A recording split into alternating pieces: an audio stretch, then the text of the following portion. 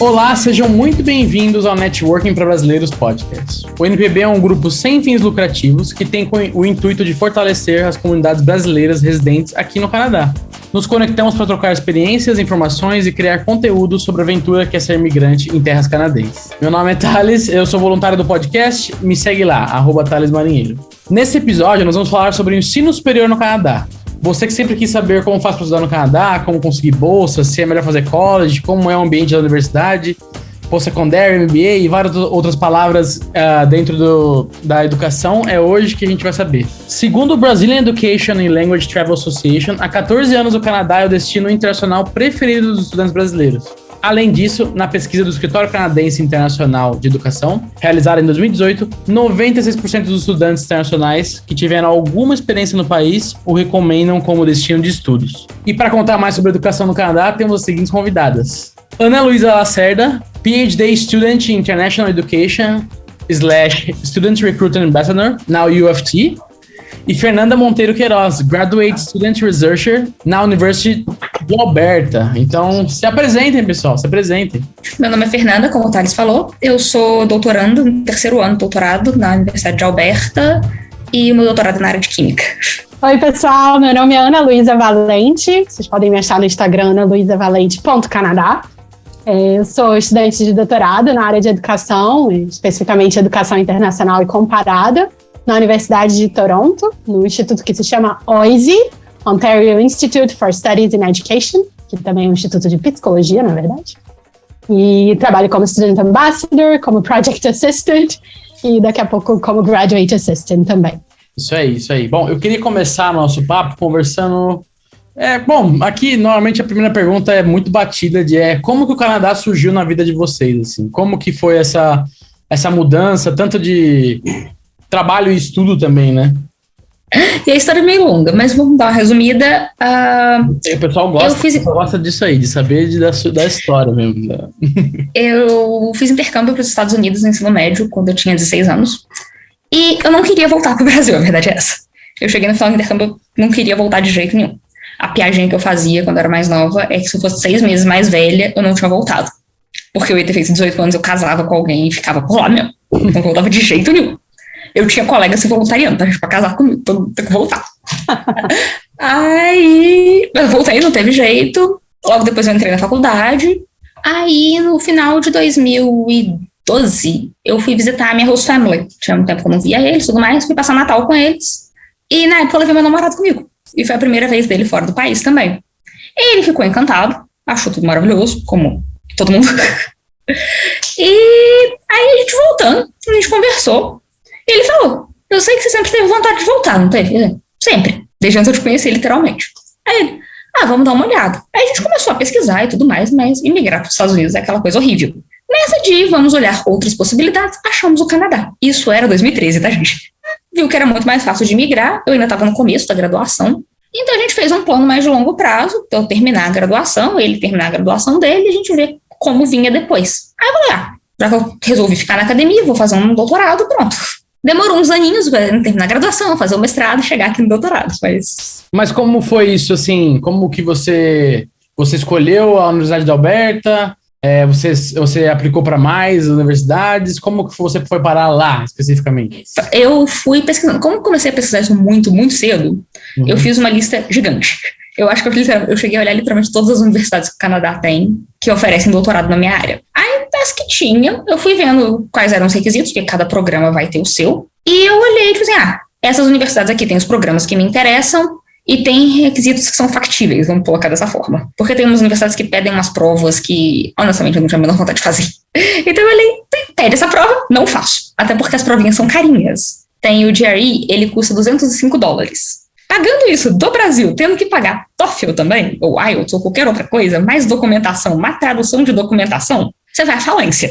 Não é pra mim isso, não. Vamos escolher as que não precisam. Aí também, obviamente, tem o custo da aplicação, né? Porque você paga pra aplicar, então, pagando em real, eu olhei assim, quantas eu posso aplicar? Aí eu fiz um shortlist de 4 universidades, aí eu apliquei pra cá, Universidade de Alberta, apliquei pra Universidade de Calgary, apliquei pra Carleton University, que fica em Ottawa, e apliquei para Memorial University em Newfoundland. Aí eu fui aceita em 3 dessas 4, só que a Universidade de Alberta era a melhor. Das 4, ela é a melhor, porque ela é uma das 5 melhores do Canadá, na verdade. E o meu orientador aqui, que ele me aceitou, né? Logo que eu fui aceita, ele me aceitou no grupo de pesquisa dele. Ele também é, tipo assim, muito bom na área que a gente trabalha. Então, não tinha nem, assim, discussão pra onde ir. E você, Ana? Bom, a minha não é tão longa assim, no sentido de eu não comecei a pensar isso tão cedo. Eu já tive algumas oportunidades de morar fora antes, né? Meus pais são professores universitários também, então eu tinha passado um período na França e depois na minha graduação fiz um estágio em Genebra, né? Mas não era nada assim, tipo, nesse sentido que a Fernanda falou, tipo, quero sair, quero voltar, né? Assim, era uma coisa assim que estava na cabeça. Aí, em 2016, eu terminei meu mestrado, né? Defendi meu mestrado em Relações Internacionais. E meu mestrado, o tema de pesquisa foi o regime de fronteiras e imigração da Austrália. Então, eu pesquisei tudo sobre a situação de imigração da Austrália, que é uma coisa meio bizarra. Fiquei horrorizada na época, inclusive, porque, assim, você passou um dia do seu visto lá, a coisa fica feia. Eu ouvi dizer que é bem pesado mesmo, né? Eu tenho amigos que ficaram lá e ficavam sempre nessa história de tipo, vamos conseguir ficar aqui, renova o visto. Aí eles desistiram, voltaram pro Brasil, vão ficar uns anos lá para migrar para cá agora. Sim, é uma loucura. É uma situação bem complicada, apesar deles serem um dos países, assim como o Canadá, que tem essa grande abertura, né, de receber imigrantes, mas assim, como o Canadá tem programas muito estruturados, assim, não dá para ir ficando, não é o tipo de país que dá para ir ficando, né, como aqui no Canadá, às vezes as pessoas vão mudando de visto e tudo mais, lá não é tão simples. E aí eu falei assim, bom, o Brasil lá, 2016, né, a situação estava começando a pegar fogo, né, ficar bem complicada, bem ruim, e eu pensei, não, quero, dentro de uma carreira acadêmica, né, isso é uma coisa importante aí para o pessoal que tem esse interesse, é importante que você tenha um pedaço da sua formação no exterior, né, não tem nada a ver com achar que o exterior que a universidade aqui é melhor ou pior, não tem nada a ver com isso, é simplesmente uma questão de preparação profissional, de ter uma capacidade maior de lidar, né, com diferentes colegas, participar de projetos internacionais e tudo mais. Então, assim, muitos dos professores que são professores titulares no Brasil, por exemplo, né, tiveram ali um doutorado sanduíche, ou um mestrado sanduíche, ou fizeram um período no exterior. Então, eu queria isso, né, era isso que eu sabia que eu beleza, eu tenho que fazer alguma coisa no exterior, nesse caso eu já tinha terminado o mestrado, seria o doutorado. E só que aí naquele momento eu tava meio assim, eu cheguei a olhar o Canadá, né, vi o Express Entry, falei, esse programa dá pra gente, porque também eu tendo o conhecimento que eu tinha dessa questão de imigração, uma coisa que eu tinha muito clara para mim é que eu não queria ir também como residente temporário. Né? Os vistos temporários são coisas muito instáveis, como todo mundo que tem visto de trabalho e de estudo aqui no Canadá sabe, e eu não queria passar por isso, não queria de jeito nenhum passar por isso. Então eu fui atrás de programas que desse para eu e meu marido, né, também nos encaixarmos. E aí o do Canadá, o da Austrália também daria, mas enfim, eu fiquei horrorizada com a Austrália. E aí fiquei lá, até engraçado, porque no nosso casamento, na cerimônia de casamento, a mulher que estava fazendo lá a juíza de paz. Votos, né? Falou, sei lá. Não, ela falou assim, porque a gente passou a nossa lua de mel em Bora Bora, que era meu sonho de criança, né? E ela falou assim, e depois de Bora Bora, vocês vão para o Canadá alçar novos voos. E a minha família ficou assim, nada, tá? Que eles vão para o Canadá? Do que tá falando? Isso é porque eu tinha contado para ela que eu já estava olhando. Mas ainda não era a hora para mim, né? Isso acontece com muita gente, né? Não era a hora para mim ainda de vir, né? Aí eu resolvi mudar de carreira também.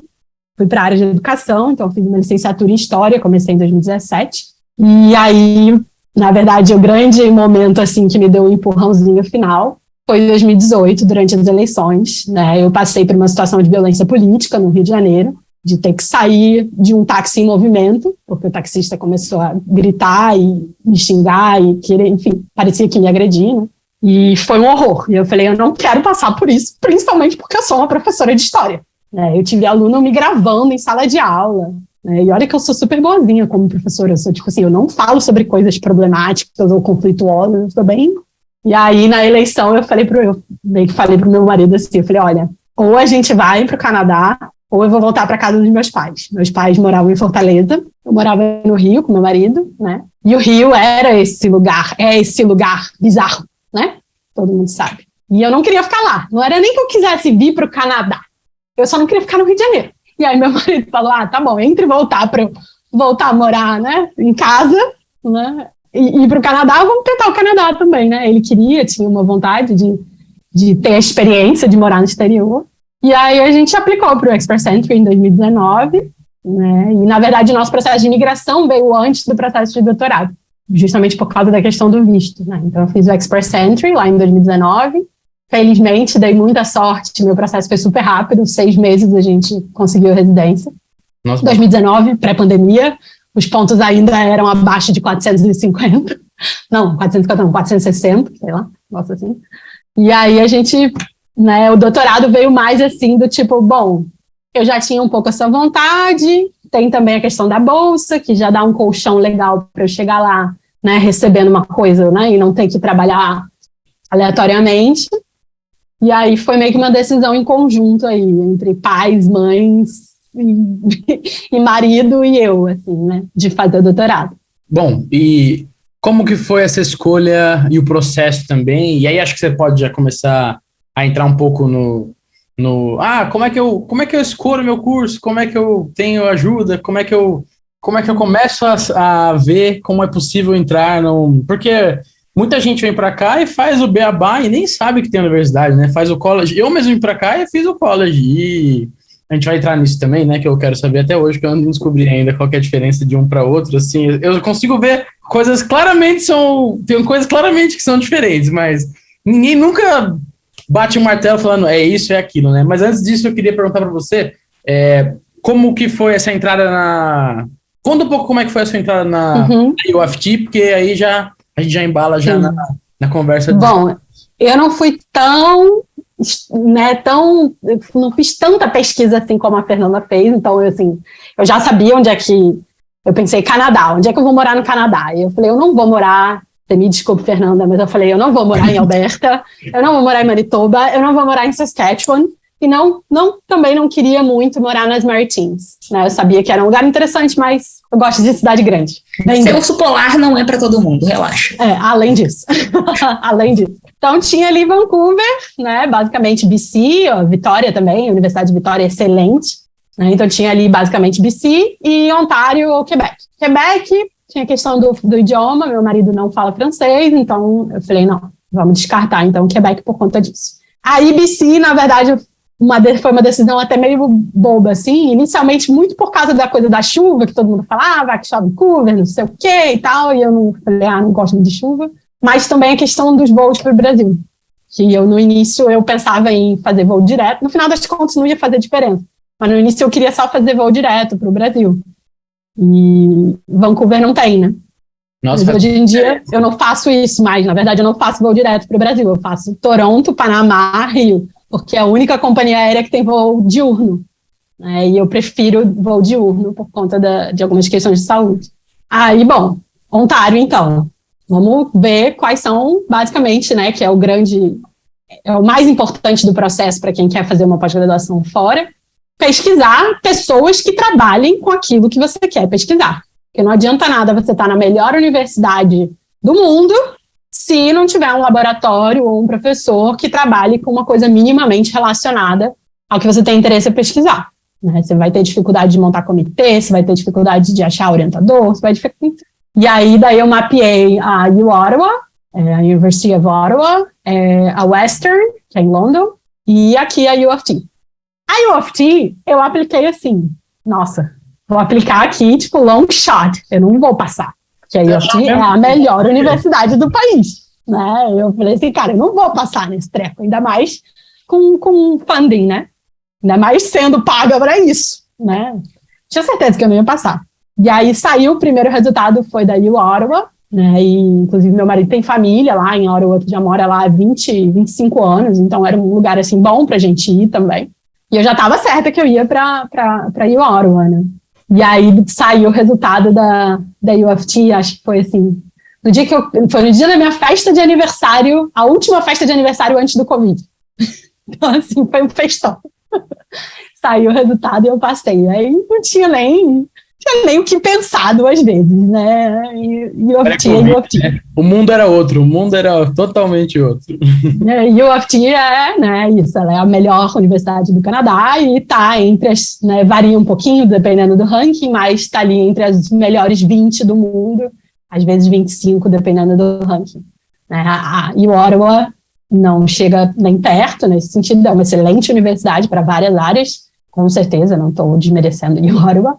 E a Western, na verdade, eu até fiquei bem feliz de não ter... Eu não passei na Western, que na verdade era mais fácil de passar, era menos competitiva, e eu não passei lá, mas na verdade foi justamente por uma falta de compatibilidade entre o professor que eu tinha indicado como meu possível orientador e aquilo que eu mandei no meu statement, né, no nosso documento que a gente tem que se apresentar e apresentar nosso projeto assim muito por alto, não teve uma compatibilidade ali. De fato, eu já até encontrei o cara num congresso aqui depois e, assim, minha orientadora brigou com ele um dia. Eles, basicamente, assim, não se batem. Ou seja, que bom que eu não fui para London, né, nesse sentido, porque a Western não teria dado certo para mim.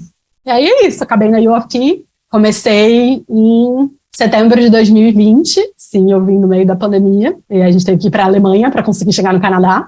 E basicamente foi isso, a questão das bolsas e tudo mais, eu sabia um pouco por alto, mas a Fernanda me ajudou muito, inclusive, né? Foi assim que a gente se conheceu, que eu mandei mensagem para ela perguntando como é que funciona, né? Eu vou receber, vai demorar para eu receber, quanto é que eu vou receber, quanto de fato é meu, quanto eu vou ter que devolver para a universidade para pagar a tuition, né? Tudo isso. Então, é sempre bom, né, se conectar, mandar mensagem para pessoas que já estão fazendo o mestrado ou o doutorado, o que você for fazer, né? Quanto mais parecido com o que você for fazer, melhor. Para perguntar esse tipo de coisa que não vai estar escrito lá no site, que não vai... O recruiter, que eu estou trabalhando nessa área, né, de recruitment, o recruiter não vai te responder sobre isso em detalhes, ele vai fugir o máximo desse tipo de assunto. Então, assim, pergunta para aluno, pergunta para quem já está lá, né, e sabe como é que é. Essa parte, eu sempre falo aqui, tem que bater, o nome do grupo é networking, então, né, não tem outro jeito. Você aprende muito mais rápido com a experiência de outras pessoas, né? Mas, pelo que eu vi você falando, eu já vi uma grande diferença entre o estudo aqui e no Brasil, principalmente, aqui é muito voltado para me corrija se eu estiver errado, tá bom? Tô falando por cima mesmo. Muito mais voltado para pesquisa mesmo, né? Que se não fosse no Brasil... Bom, eu acredito que se fosse no Brasil, não importaria muito o que você quer fazer da pesquisa em si, né? Eles iam querer saber se você quer entrar lá ou passar lá ou não, né? Não sei. Depende. Que bom, gostei do depende. Assim, tem programa que é predador de aluno em qualquer lugar do mundo, aqui também tem. Mas, para fazer um mestrado e um doutorado, cara, se você não quer fazer pesquisa, não é bem a sua área, você não devia estar fazendo isso com a sua vida, na minha opinião, porque... No final de um mestrado e de um doutorado, você tem que defender uma tese, uma dissertação, que é basicamente uma pesquisa. Você está apresentando uma pesquisa inédita. Então... Só um detalhe, só para a gente lembrar. A Fernanda está falando de mestrado e doutorado acadêmico. Uhum. Certo? Existem mestrados e doutorados profissionais. Aqui também tem os outros mestrados diferentes, que eles são course-based, que eles chamam, que você não tem que fazer, não tem um componente de pesquisa. Mas, inclusive, no Brasil, a gente tem os mestrados profissionais. Tem doutorado também, mas é muito raro. Eu ouvi falar de uns 2 ou 3, depois que eu ouvi que isso existiu, eu fui no Google procurar, porque eu fiquei curiosa. Eu nunca tinha ouvido falar de um doutorado profissional. No Brasil. Mas não é muito comum. Então, fazer mestrado e doutorado acadêmico, se você não tem interesse em fazer pesquisa, assim, eu não sei por que você está se torturando dessa forma. E aí eu já adianto logo uma coisa importante também dessa diferenciação. O mestrado e o doutorado acadêmicos, que são esses que você vai, de fato, fazer pesquisa, você recebe uma bolsa, por quê? Porque você está trabalhando para a universidade gerando conhecimento. Uhum. Você está lá, no caso da Fernanda, né, no laboratório. No meu caso não tem laboratório, porque, enfim, é humanas, né, ciências sociais não tem laboratório. Mas eu estou produzindo, né, estou produzindo coisa que é o conhecimento que a universidade vai usar. Então, ela está me pagando por isso. Os mestrados e doutorados profissionalizantes não funcionam dessa forma, porque justamente não tem esse lado de que você está produzindo coisa para eles. Você está ali fazendo matérias, né, e no final das contas você vai receber um título lá daquela universidade. Mas você não recebe uma bolsa porque você não está ali se dedicando, né, em tempo integral para uma pesquisa. Então, né, para quem não quer fazer pesquisa, já saiba que as bolsas são bem mais enxutas. Ainda existem uma ou outra, mas são bem mais enxutas. Conta um pouco pra gente agora como que é, tá bom? Agora, eu entendi que agora eu entendi como vocês se conheceram, então foi a parte do networking também, né, de saber, porque a gente sabe a verdade depois que alguém chegou lá e te contou qual que é a verdade do lugar, né, seja empresa, seja qualquer coisa mesmo, né, então eu queria saber, um pouquinho antes disso, eu queria saber como que a pessoa, vamos dizer que uma pessoa queira estudar no Canadá, também faça parte da ideia dela, a imigração. Às vezes a imigração é mais importante do que mesmo o próprio estudo em si, né? Talvez o estudo seja um meio para a pessoa morar e imigrar. Então eu queria saber de vocês, assim, como alguém pode descobrir o que fazer, assim, no sentido das bolsas, e como funciona esse processo depois que você sabe ainda qual curso fazer. Então, são duas situações um pouco diferentes. Eu e a Ana, a gente tem experiências bem diferentes com isso, e vai depender muito também da área que a pessoa tá. Uhum. Foi uma coisa que a Ana provavelmente já deve ter reparado isso conversando com pessoas de outras áreas no Instagram, que varia bastante. E isso é uma coisa que é muito confusa aqui. Por isso que o que ela falou realmente é muito verdade. Procurar alguém que esteja fazendo o curso que você quer, na instituição que você quer, é muito importante. Porque o meu departamento na Alberta funciona de um jeito.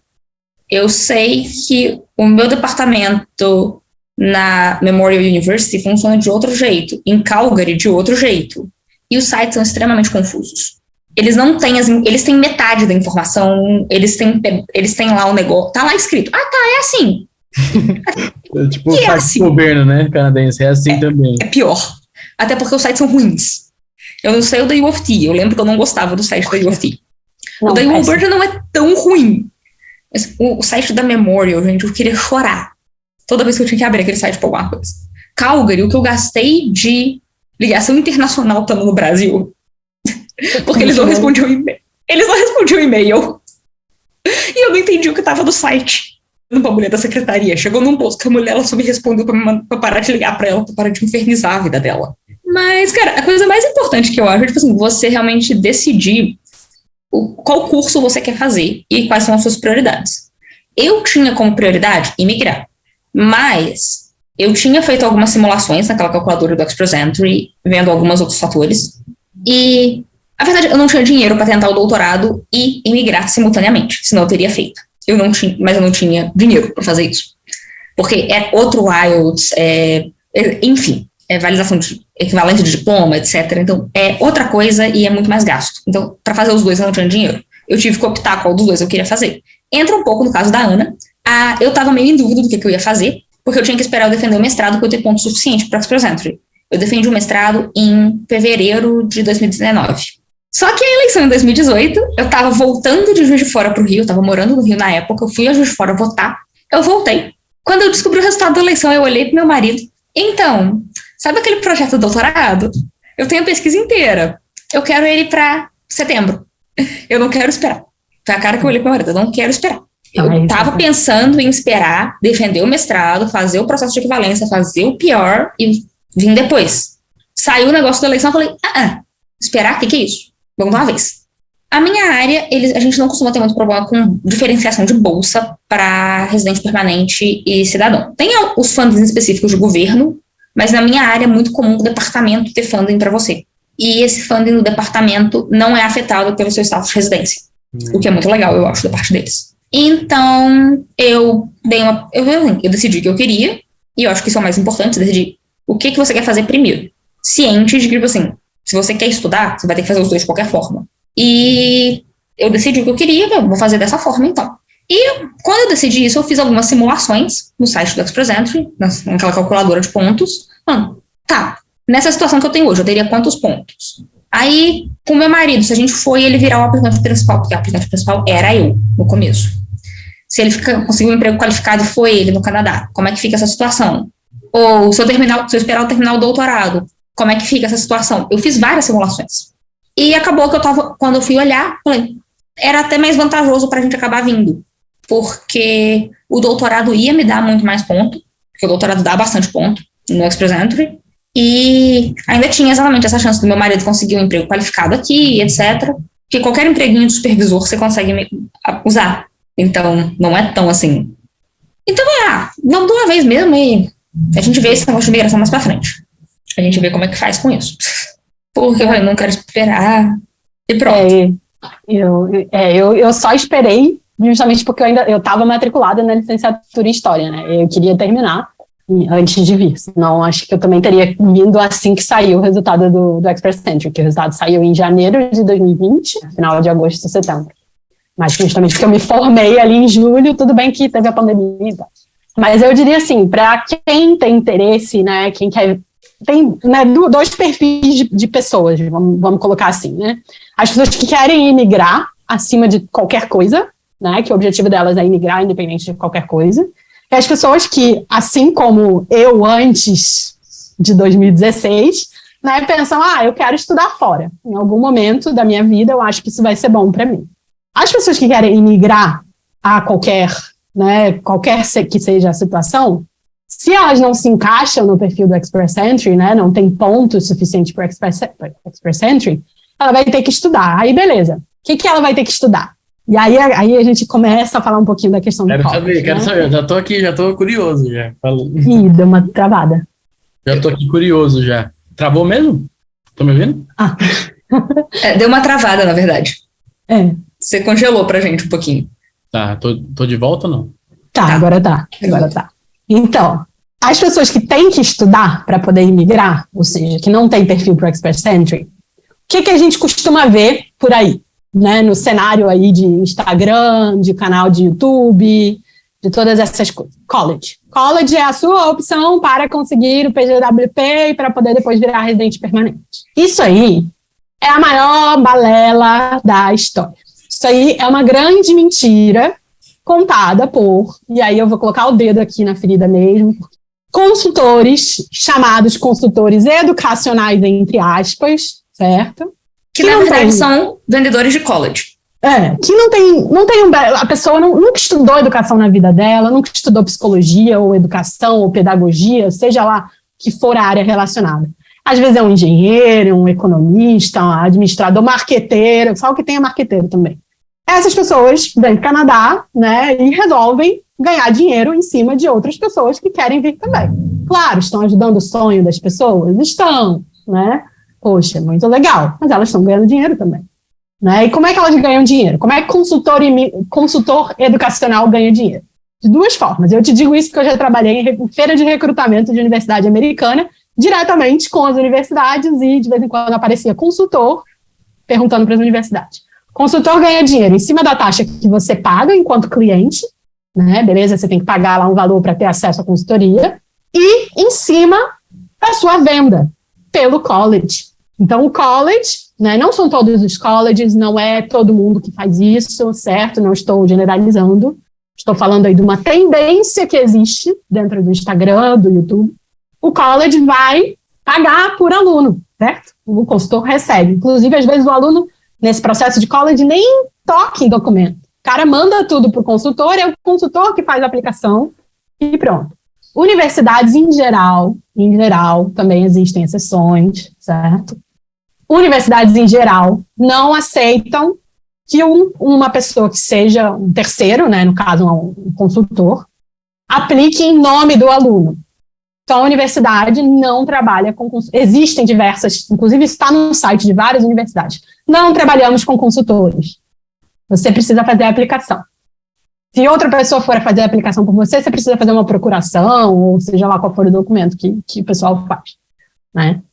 Então, se criou essa grande coisa em cima dos colleges, que também é alimentado pelo próprio governo canadense, porque os colleges são uma máquina de fazer dinheiro, né? O aluno internacional, ele é uma máquina de fazer dinheiro no Canadá, certo? Isso é uma realidade, né? Tá errado? Não tá errado, porque o college atende uma necessidade enorme que o Canadá tem de profissionais, né, digamos assim, de qualificações médias, no sentido de qualificações técnicas, não é média, técnicas, né, para o cara que não precisa ficar lendo 10 mil livros por ano para conseguir, sei lá, fazer sei lá, uma propaganda, né? Fazer um negócio de marketing, ou seja lá qual for a área mais técnica, né?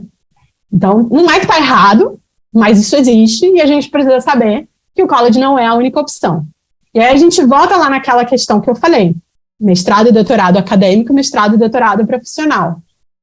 Ah, poxa, nossa, já ouvi isso de várias pessoas. Ah, poxa, mas você está falando isso, então eu vou ter que fazer pesquisa, eu não gosto de fazer pesquisa, eu não quero fazer pesquisa. Tudo bem, você pode fazer mestrado. Existem vários mestrados profissionais em quase todas as áreas. Né? Não só mestrado, existem até outros programas também, né? E aí vai ter que ver só a questão do PGWP, se aquele programa vai estar coberto ou não. Mas mestrados profissionais em universidades vão sim cobrir o PGWP. A não ser que a universidade seja privada, maluca aí, que ninguém nunca ouviu falar, né? E tem uma outra coisa nessa questão, né, de você fazer mestrado, doutorado ou college. Isso eu já ouvi de muita gente, inclusive no Instagram, fazer igual a Ana colocou um pouquinho o dedo na ferida ali. Né? Ah, porque você fez o mestrado, doutorado, você vai ter mais difícil de você arrumar emprego. Eu não sei de onde a pessoa que falou isso, já ouvi isso. Ai, Jonathan, tirou essa ideia maluca da cabeça. Do Brasil que tem medo de doutor, basicamente. Empresa no Brasil tem medo de doutor, isso é uma realidade. É assim. No mas Brasil gosta de é chamar difícil. médico e advogado de doutor. Além disso. Né? Agora, aqui, pelo contrário, tem diversas áreas que você não entra sem ter um mestrado. Não entra. Né? Não entra o que ninguém. Mais tem. O que mais tem, metade do que formou no meu laboratório, gente, no doutorado, trabalha na indústria. Sim. Quase ninguém ficou na academia. Meu orientador tem gente que trabalha para... Tem ex-alunos da universidade, mas ele tem aluno trabalhando em indústria farmacêutica, uma aqui em Edmonton, até, que a gente tem um bem grande aqui. Ele tem aluno que foi para a Ottawa, que está trabalhando para o governo, na área de regulamentação de fármaco. Tem uma ex-aluna que ela saiu daqui no ano que eu cheguei, que está trabalhando num hospital em Toronto, na área de pesquisa do hospital. Então, opção você tem de sobra. E tem uma outra misconception que eu já ouvi também, várias pessoas já vieram me perguntar, é que o mestrado e o doutorado vão ser mais caros que o college.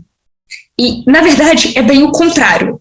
Você desconta, ignorando o que você vai receber para fazer o doutorado e o mestrado. Vamos ignorar para começar, a gente ignora isso no começo. Um aluno internacional vai gastar uma média de uns 15, 20 mil dólares por ano para estudar? Você falou que você fez isso, tá? Você sabe dizer? Quanto que tá? No college, na época que eu fiz, era em torno de 14 mil, só 2 semestres, né, assim, eles chamavam de semestre, mas eram menores, em torno de 14 mil, sem por ano. Cobrir nada, por ano, isso, sem cobrir só realmente a educação mesmo. As universidades, tipo assim, variam um pouco, mas se você olhar no site, o valor, por exemplo, aqui na Alberta, o preço para um aluno internacional está por volta de 10 mil dólares. Isso em 2018, né? Para falar também, tem isso também, né? Hoje deve ser mais. Eu sei que um college completo de 2 anos aqui, na NAIT, por exemplo, que é o Northern Alberta Institute of Technology, está custando por volta de 35 mil dólares o curso inteiro. Eu tenho um conhecido que olhou recentemente, então eu sei que está custando por volta disso. Um mestrado de 2 anos na Alberta, mesmo que ele seja course-based, ou seja, ele não vai ter o componente de pesquisa, ele vai custar 20. Bom. E isso ainda sem falar dos bacharelados, né?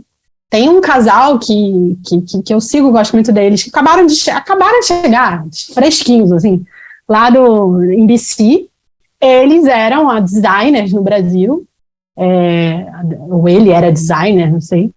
Também nessa história de, tem que fazer college, eles falaram, peraí, não, tem uma coisa estranha nisso aí, né, coisa esquisita, e descobriram lá um curso específico na University of Victoria, mais barato do que os colleges que o pessoal estava pagando lá em BC, os colleges mais conhecidos, né. E, a University of Victoria é uma excelente universidade, uma universidade de ponta, né, é muito boa mesmo.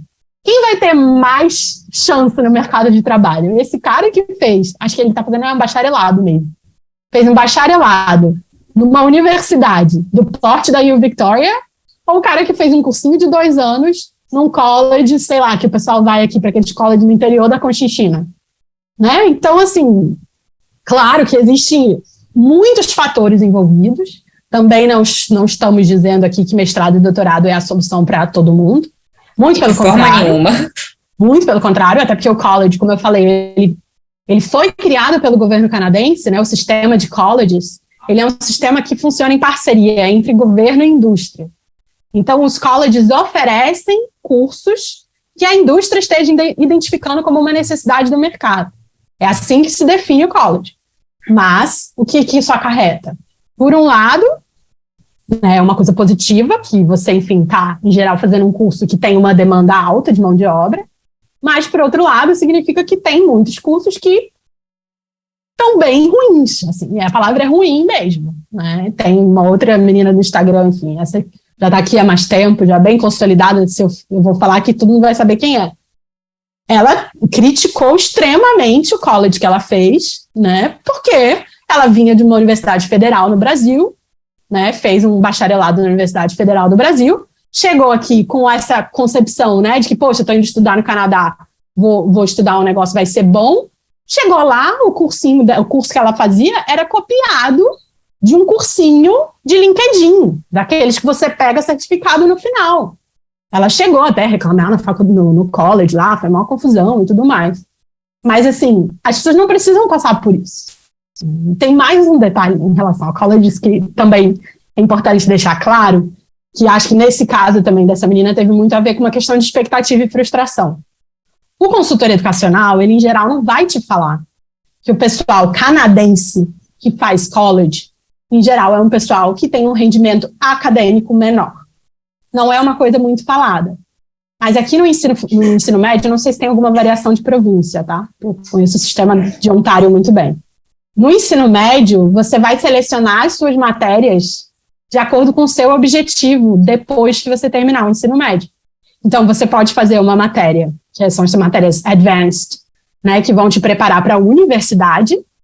Você pode fazer as matérias que vão te preparar para o college, ou você pode fazer matérias que já vão te preparar para você ir direto para o mercado de trabalho, justamente ou para profissões técnicas ou para, né, profissões menos qualificadas. Então, as pessoas que vão para o college, eles, em geral, né, tirando, obviamente, algumas áreas, como, por exemplo, nursing, early childhood education, que só existem, né, não só existem, mas que existem muito nos colleges, em geral, são alunos que têm um rendimento acadêmico menor.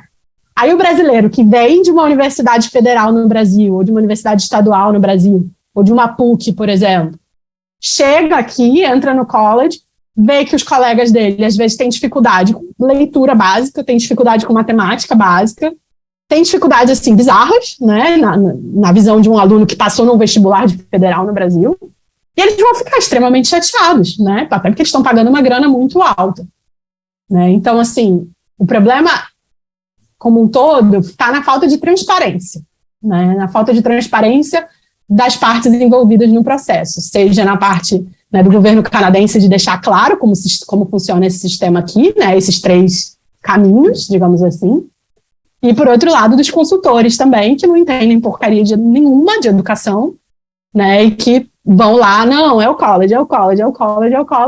Nossa, eu já tive uma pessoa, cara, que veio falar comigo, ela fez uma consultoria com um consultor aí desses, qualquer consultora, sei lá, educacional, né, a pessoa tinha doutorado, a consultora mandou ela fazer college. A pessoa tinha doutorado no Brasil, a pessoa mandou ela fazer college, ao invés de aplicar para um pós-doc, ao invés de aplicar para uma vaga de trabalho. Né? Doutores são competitivos, né? Não seja em qualquer lugar do mundo. Então, assim, é muito complicado isso, e eu digo que a pessoa tem que saber o que ela quer, né? Beleza, você está disposto a fazer pesquisa, você tem esse perfil, melhor para você. Você vai ter bolsa, vai ser show de bola. Não estou disposta a fazer pesquisa, não sou muito estudioso, mas também não quero, né, fazer uma coisa qualquer, quero fazer uma coisa que realmente seja legal, que vai me avançar na profissão e não ficar dando passo para trás. Ninguém é obrigado a dar passo para trás quando vem para o Canadá. Isso também é outra lenda, né? Existem pessoas que vão ter que dar passos para trás, existem pessoas que não vão ter que dar passos para trás. Beleza, não, quero avançar minha carreira, não, então vou fazer um mestrado profissional, ou vou fazer uma nova graduação numa universidade, ou não estou afim mesmo, é só uma questão de PGWP, e de mercado de trabalho, quanto mais rápido possível, cara, aí não só vai para um college, como vai para um college com co-op. Vai para um college com co-op. Se você tá doido para trabalhar, assim que chegou no Canadá, quer trabalhar na área, vai para um college com co-op. Não quer perder tempo estudando e tudo mais. Tá tudo bem, tá tudo certo. Ótimo. O Canadá precisa de pessoas assim também. Né? A grande deficiência de mão de obra no Canadá é nessa meia faixa. Né? Não é nem o pessoal muito pouco qualificado e nem o pessoal super qualificado. É justamente o meio termo ali, né? Então, tem assim, duas coisas para adicionar no que a Ana está falando. Uma realmente tem muito problema dessa coisa realmente de alinhar a expectativa com a realidade, porque a gente no Brasil, a gente realmente tem essa visão que o ensino lá fora é maravilhoso. Todo mundo tem essa visão. Todo mundo que nunca pisou fora e não estudou fora, até chegar e fazer, todo mundo quase tem essa visão. E é o que eles mandam, é a imagem que eles mandam. E eu não vou entrar nem no termo de ser melhor ou pior. É diferente. Tá? Eu não vou dizer que é melhor, não vou dizer que é pior, vou dizer que é diferente. Eu tive a minha experiência nos Estados Unidos. Eu era considerado por um gênio da escola, gente. A escola, meus colegas me viam como um gênio. Porque eu era a pessoa que eu não fazia os deveres de casa e o meu boletim era a mais. Sendo que o dever de casa valia ponto, tá? Porque a prova não valia 100, a prova valia 120. Eu tirava 120. Porque as provas eram fáceis. Educação americana é outro assunto. Era tudo fácil. Era extremamente fácil. Eu ajudava os meus colegas. Eu tinha uma colega que ela estava fazendo pré-cálculo e eu estava fazendo álgebra.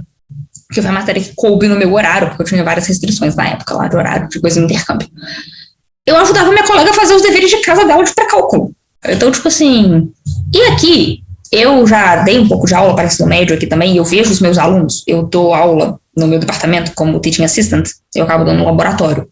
Eu vejo o nível dos meus alunos chegam pra gente, mesmo o pessoal que tinha exatamente o que a Ana falou, esse desempenho mais alto, e você vê que tem um gap entre um aluno que fez vestibular no Brasil para as universidades boas, tá? Você pegar um aluno do Brasil que tá fazendo ali vestibular com aquele, e pôr pra competir, vamos fazer a mesma prova que aquele povo, a chance do aluno brasileiro ser muito melhor é alta, pelo que eu já reparei nos meus alunos.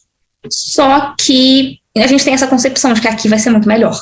E o pessoal que está entrando no college, embora aqui também tem bastante gente que vai fazer o college mais velho, vai trocar de carreira e tudo mais, o grosso do pessoal que vai fazer college, o Jimmy, é o pessoal que acabou de sair do ensino médio.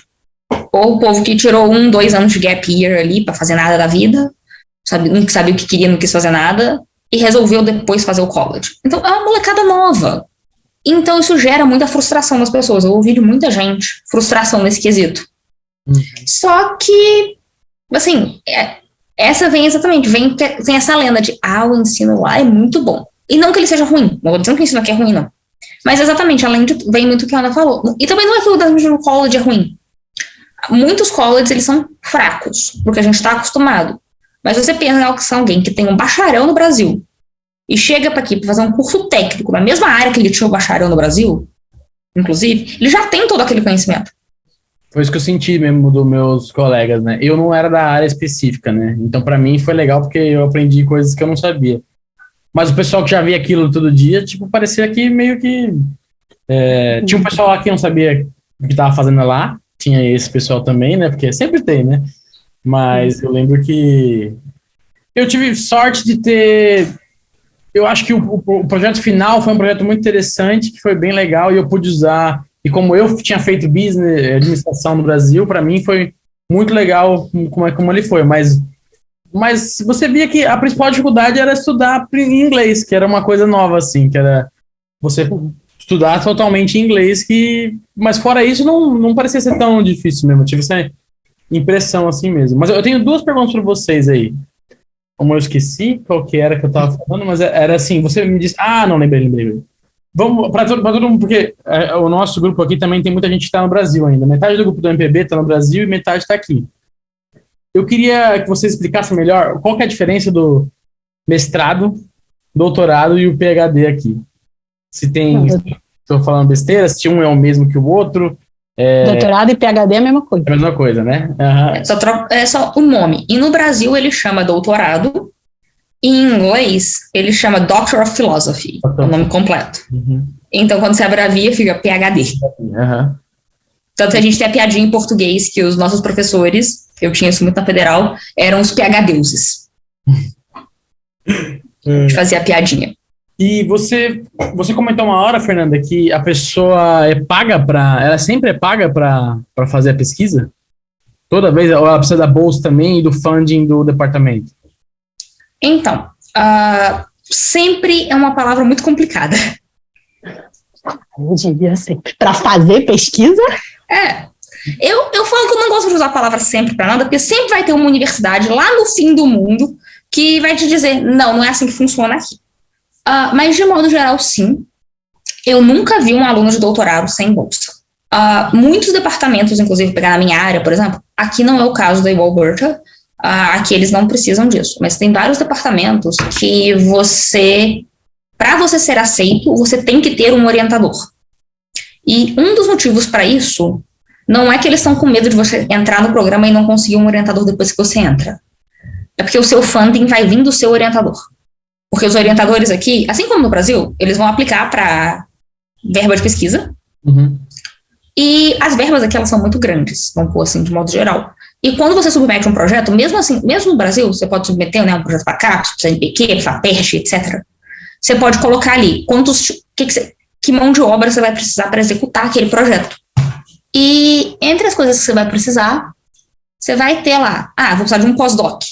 Então, se aprovarem o seu projeto aqui, a entidade que está dando aquela verba para você vai aprovar a verba do seu projeto para você pagar um pós-doc. Então, vai vir, além da verba que você precisa para comprar insumo, comprar equipamento, pagar qualquer coisa que você precisa pagar para o projeto, vai vir a verba para pagar um pós-doc. Preciso de 2 doutorandos. Mesma coisa. Então, vai ter universidade que a sua verba vai ser exclusiva, vinda do seu orientador. E depois que você entrar, você pode aplicar para scholarships, fellowships, etc. A Ana pode falar um pouquinho melhor dessa parte de scholarships e fellowships, porque ela passou por isso e aplicou. Eu nunca precisei aplicar. Porque o meu departamento, ele dá uma cartinha de funding pra gente quando a gente entra, dizendo que meu doutorado é fully funded e eu não preciso fazer mais nada. A minha existência ali tá feita. Se eu quiser ganhar mais dinheiro, eu preciso, mas não costuma ser uma coisa.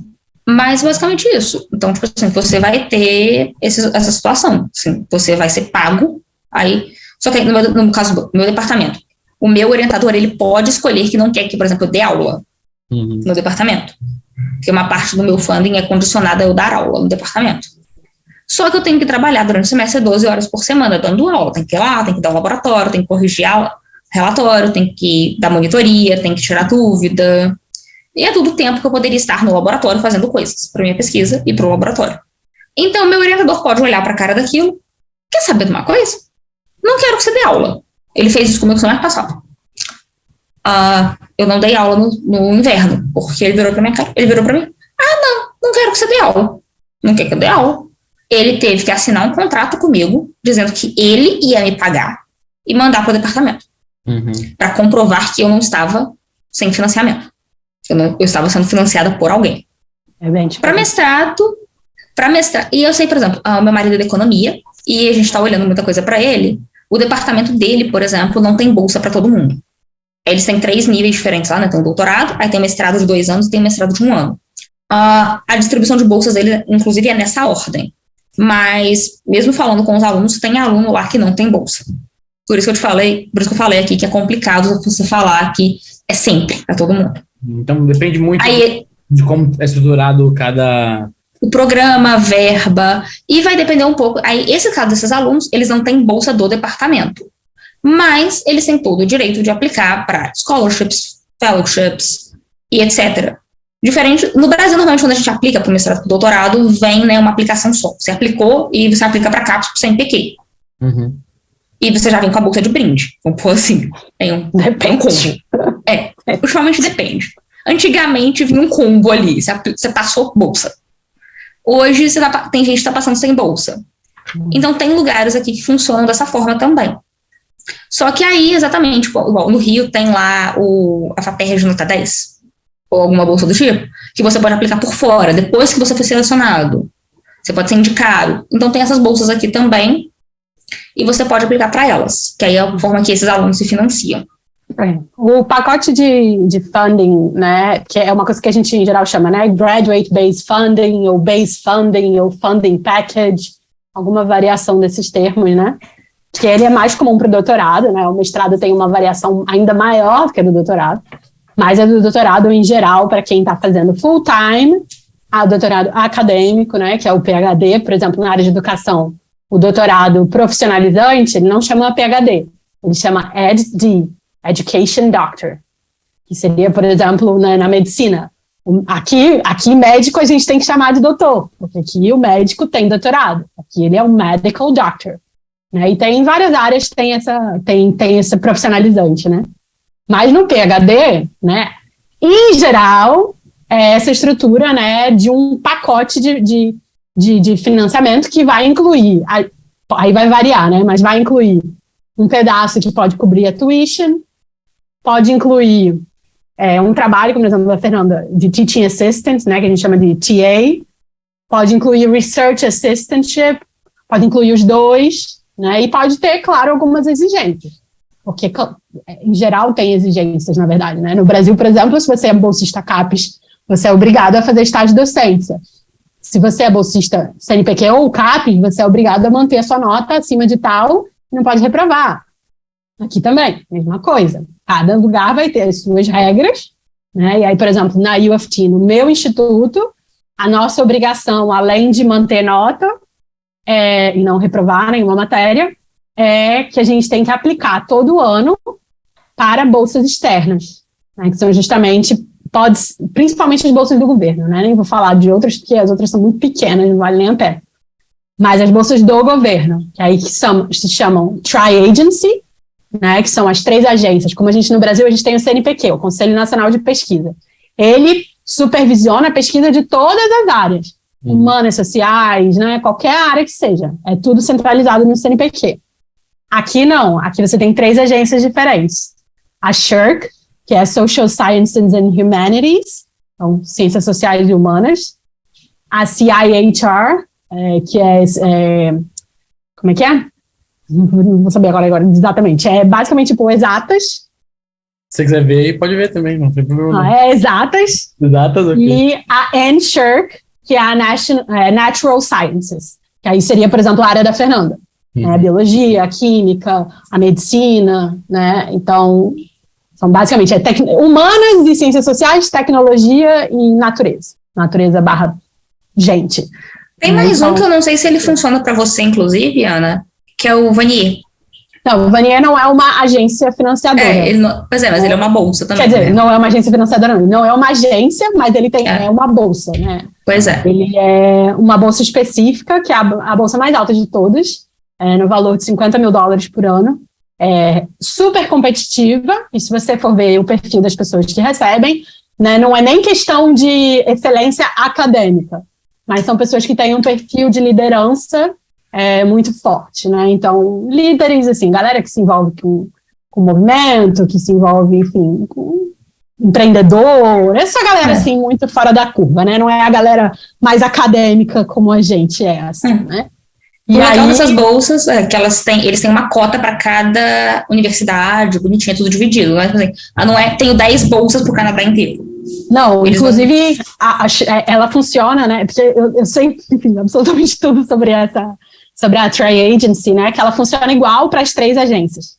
Né? No meu caso, eu estou na SSHRC, e a gente tem que aplicar. Ano passado eu apliquei, bati na porta do gol. Esse ano estou aplicando de novo, se Deus quiser eu vou conseguir. Né? E aí, como funciona? Algumas universidades, não são todas as universidades, mas quase todas, talvez, tem essa cota, que o que acontece? Você aplica lá no site e tal, você pode aplicar antes de ser aceito, viu? Você pode aplicar antes de ser aceito para um doutorado. Ou que eu estava falando, porque eu falo assim, como é que é? Você aplica para a universidade e aí depois que você é aceito, vamos dizer que você não consiga a bolsa. Não, é uma maravilha, você pode aplicar antes. É uma maravilha, você pode aplicar antes. A diferença é que o Tri-Agency, né, o SSHRC and SSHRC, CIHR, você tem a limitação de residência permanente, né? Então não vale para estudantes internacionais. A Vanier vale, E as provinciais, cada província também, em geral, oferece, aqui em Ontário, é a Ontario Graduate Scholarship, ela tem uma modalidade internacional também. Menos bolsas, mas tem também essa modalidade internacional. Também você pode aplicar antes de entrar. E quando você faz isso, é muito positivo para a universidade. Significa que se você conseguir, né, a bolsa. Que significa que você está aplicando e você já está com o seu financiamento garantido. A universidade não vai ter que tirar dinheiro do bolso dela para te pagar. Então, isso é um ponto muito positivo. Mas ela sempre paga? Ela sempre paga? De novo, a palavra sempre, né? Eu sei, Fernanda, eu tô vendo a sua cara aí, mas pode... Dentro de um contexto de doutorado, por exemplo, vamos pensar aí, num contexto de doutorado, a pessoa não tem o PR, ela é aluna internacional, né? Só que realmente é uma pessoa fora da curva, assim. Cara gênio, super envolvido, líder e tudo mais. Aplica para uma bolsa dessa, seja Vanier, até de empresa privada tem também, a Fundação Lehman tem bolsa também de estudar. Enfim, tem diversos... Você, na hora de fazer a aplicação, ele tem lá uma perguntinha no formulário de aplicação. Todas as universidades vão ter esse formulário que você vai ter que fazer lá, e ele vai te fazer a seguinte pergunta. Você está trazendo... Você tem uma source of funding já, agora, né? Ou seja, você enquanto aplicante, né? Isso daí é muito positivo, porque às vezes, por exemplo, um estudante internacional não vai ter vaga porque a universidade não tem como bancar o estudante. Sim, lá no meu instituto isso acontece direto. Tem, inclusive no meu departamento especificamente, Curriculum and Pedagogy, nos 2 últimos anos a gente não ofereceu vaga para estudante internacional porque não tinha bolsa para eles. Né? Então, assim, você vindo com essa bolsa, você vai conseguir a vaga nesse sentido, né? Meu departamento, por exemplo, se você tiver bolsa, facilita a sua vida, exatamente. Eles não são... Eu não sei como é que é o da Ana, e ela também é envolvida com essas coisas de recruitment, então não sei quais informações adicionais ela teria para oferecer, mas no meu departamento, inclusive, aluno não pode ser envolvido com esses processos. Então, eles não são nem um pouco transparentes com como a seleção é feita. Não, mas isso é geral. Eles não são nem um pouco transparentes. Então, você não sabe nem quais são os critérios que foram avaliados para ser aceito. Não tem feedback, não tem nada. Não passou. Não fala nada. Eu recebi... Quando eu não passei na Carleton University, tá? Eles mandaram um e-mail, você não foi aceito. E você pode dar algum feedback? Foi o primeiro que chegou, a primeira resposta que chegou foi na Carleton University. Então eu fiquei, tô fodida. Eu falei, beleza, vocês têm algum feedback pra me dar? Não tem feedback não. Só que a aplicação não tava boa. Eu olhei assim, muito bom, obrigada. Você foi muito útil na minha vida. Mas é assim mesmo, você não tem como saber se você não foi aceito porque não tinha vaga, né, funded, e você indicou que você precisa de funding, né, porque lá nessa opção, normalmente nessa opção que você tem lá, de dizer se você vem com external funding, se você já vem com isso, você também tem a opção de dizer que você pretende pagar. Né, então, isso também acontece, e acontece também principalmente nas engenharias, inclusive eu conheço uma brasileira que está fazendo doutorado na U Ottawa dessa forma, a empresa dela está custeando o doutorado. Então, quando ela aplicou, foi dessa forma. Ela falou assim, não, olha, minha empresa vai pagar para eu estudar. Então, essa questão da vaga, em geral, não se torna um problema. Claro que se a pessoa for ruim, não tem funding que adiante, né? Mas se você for um aluno competitivo, né, isso é uma grande coisa. Eu queria perguntar isso mesmo. Pode falar. Eu só ia falar. No meu laboratório tem exatamente um caso desse, na verdade. No ano antes de eu entrar, teve um menino, ele na época já era PR, ele mesmo fala, ele esperou o PR dele sair para aplicar para o doutorado, porque ele precisava de funding, mas ele não queria mexer com essas coisas de CTA, se era array, nada do tipo. Então, ele tá no meu laboratório, eu acho que é só por isso que ele tá lá, mas isso não é o caso. Ele conversou com o meu orientador, ele já fazia algumas coisas parecidas com o que a gente fazia, mas ele veio com funding de fora. Eu não sei nem de onde é o funding dele, porque ele não fala. Eu só sei que ele me perguntou uma coisa uma vez. Eu só sei disso porque ele comentou um dia comigo. A gente estava falando de uns requerimentos que a gente tem aqui para terminar o doutorado também, uns cursos extras que a gente tem que fazer que a universidade oferece, de desenvolvimento profissional. E tem alguns que são voltados para essa parte de você dar aula e tudo mais. Aí eu comentei com ele que eu estava fazendo esses cursos. Ele perguntou o que eu estava fazendo, eu comentei que eu estava fazendo isso. Aí ele falou, eu pensei em fazer, mas como eu nunca vou ser TA, não vou fazer nada, eu resolvi não fazer. E coisa do tipo. Então, assim, facilita muito essa questão de você aplicar se você tiver um funding externo, porque o departamento ele tem problema. Meu departamento, por exemplo, ficou muito claro, porque a gente teve vários cortes provinciais aqui em Alberta recentemente, questões políticas e tudo mais. E, junto com os cortes, a gente teve um problema, a província resolveu que as universidades tinham que aumentar o intake de alunos de graduação. Foi tudo junto, literalmente. E no meu ano, a gente aceitou, acho que foram quase 30 alunos entre mestrado e doutorado, para o meu departamento. Meu departamento ele é realmente bem grande. Meu chefe estava falando, o chefe dos TAs estava falando com a gente numa reunião que para o ano seguinte eles estavam preocupados com como é que eles vão fazer. Porque quando eles te aceitam, eles fizeram um comprometimento com aquelas 30 pessoas de custear elas pelo curso inteiro delas. Então a verba está comprometida. Não tem verba suficiente liberando, teve corte de verba e até aumento de aluno. Eles não sabiam o que eles vão fazer porque eles não podiam admitir mais alunos para o doutorado, não ia ter como pagar. Eu sei que no ano seguinte eu acho que eles aceitaram 15 alunos, porque não tinha verba liberada o suficiente para aceitar mais do que isso. Exatamente, isso é uma questão. Se a pessoa. Eu sei que o caso da Fernanda é um caso muito fora da curva, assim, dela ter aplicado para o doutorado e depois fez o Express Entry. Mas se a pessoa tem perfil de Express Entry, tem menos de 30 anos, tem o inglês já top, tem o francês lá, meio termo, meia boca, tem um mestrado no Brasil, né, ou um mestrado e um doutorado no Brasil, tem como fazer a comprovação financeira que, diga-se de passagem, custa menos do que um college, né?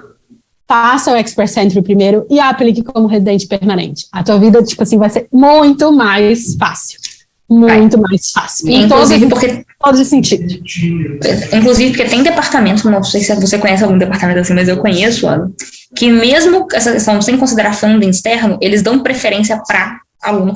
E não é só... isso é uma loucura, hein? Uma coisa que não se fala muito aqui, mas que a gente precisa falar. Diversas vagas de emprego aqui dão preferência a cidadãos e residentes permanentes. E isso está escrito na aplicação, isso está escrito lá, não é uma coisa por baixo dos panos. Não sei o quê. E eu vou colocar um 2 cents aqui, que eu tenho essa informação por outros motivos, mas... Porque teoricamente tem aquela história, né? Eles não podem perguntar o seu status, eles não podem perguntar isso, eles não podem perguntar... Eles podem não perguntar, você pode não responder, mas eles têm como checar, mesmo sem te perguntar. Na UFT é o ponto deles, eles incluem na sua aplicação. Eu andei aplicando para os jobs na universidade, lá. Em qualquer universidade. Não, eu andei aplicando para job mesmo, normal, para trabalho normal, só que na parte administrativa da universidade, né? Uhum. Não como aluna, nem sabem que eu sou aluna. Aplicando pelo job board mesmo deles. Tem lá a pergunta: damos preferência a cidadãos e residentes permanentes e refugiados. Você é algum desses 3 grupos, sim ou não? Se você marcar não, você não vai ser nem considerado. Então, assim... Não, mas mesmo para trabalhos normais, eles têm como checar. Eu não sabia disso. Além disso. Meu marido... Eu acho que eu nunca vi ninguém falar sobre isso. Não, meu marido, ele trabalhou numa financeira dessas que vende aqui, e ele descobriu uma coisa trabalhando na financeira.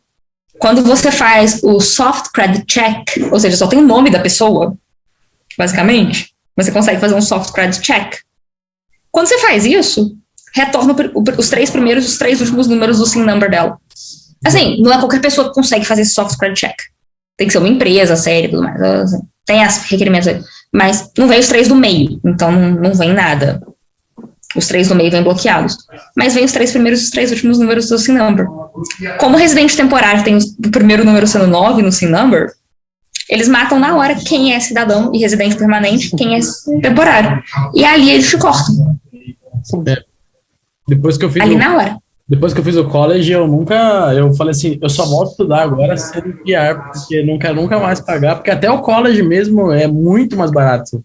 Ele é 14 mil pra gente, mais ou menos, isso na época que eu fiz, né? E é tipo, o mesmo curso é 3 mil pra alguém daqui. Não, sim, tem diversas diferenças. E essa questão das bolsas do governo, né, das bolsas externas, enfim, depois a gente pode até marcar um dia para falar especificamente sobre esses critérios todos, que é o tipo de informação que, poxa, eu gostaria muito de ter sabido que era possível eu aplicar para isso, antes mesmo de eu começar meu programa, antes mesmo de eu ter aplicado. né? Eu acho que eu teria, por exemplo, ano passado foi a primeira vez que eu apliquei para nacional, né? Que é essa do Shirk, e eu bati na trave, tipo, por 9 pessoas eu não consegui. Ou seja, se eu tivesse aplicado no primeiro ano, né, e essa já tivesse sido a minha segunda vez, eu muito provavelmente teria conseguido, porque ano passado eu estava, tipo assim, fazendo sem saber muito bem o que eu estava fazendo. Uhum. Mas é uma coisa muito importante estar preparado para isso e saber também que é diferente do Brasil. No Brasil, a gente entra no mestrado ou no doutorado com um projeto. A gente tem que apresentar um projeto sólido, um projeto com metodologia, um projeto com tudo. Aqui não, aqui a gente entra com um statement, né, com um personal statement, ou um statement of intent, ou um statement of purpose, que é um documento, né, muito mais parecido com uma cover letter do que com um projeto, né? Então, assim, realmente a pessoa precisa já ter aquilo ali, e aí chegando no doutorado para aplicar para esse tipo, ou no mestrado, né, para aplicar para esse tipo de bolsa, aí você precisa ter um projeto que mesmo assim também não é igual ao nosso projeto do Brasil. Nosso projeto, quando a gente escreve um projeto no Brasil, é o quê? 10 páginas, no mínimo. Né? Pelo menos na área de humanas. Né? Pelo menos 10 páginas. Não, são enormes os nossos projetos. Essa, né, dessa competição nacional, primeiro que é assim, né, a universidade tem uma cota. O departamento tem uma cota, né?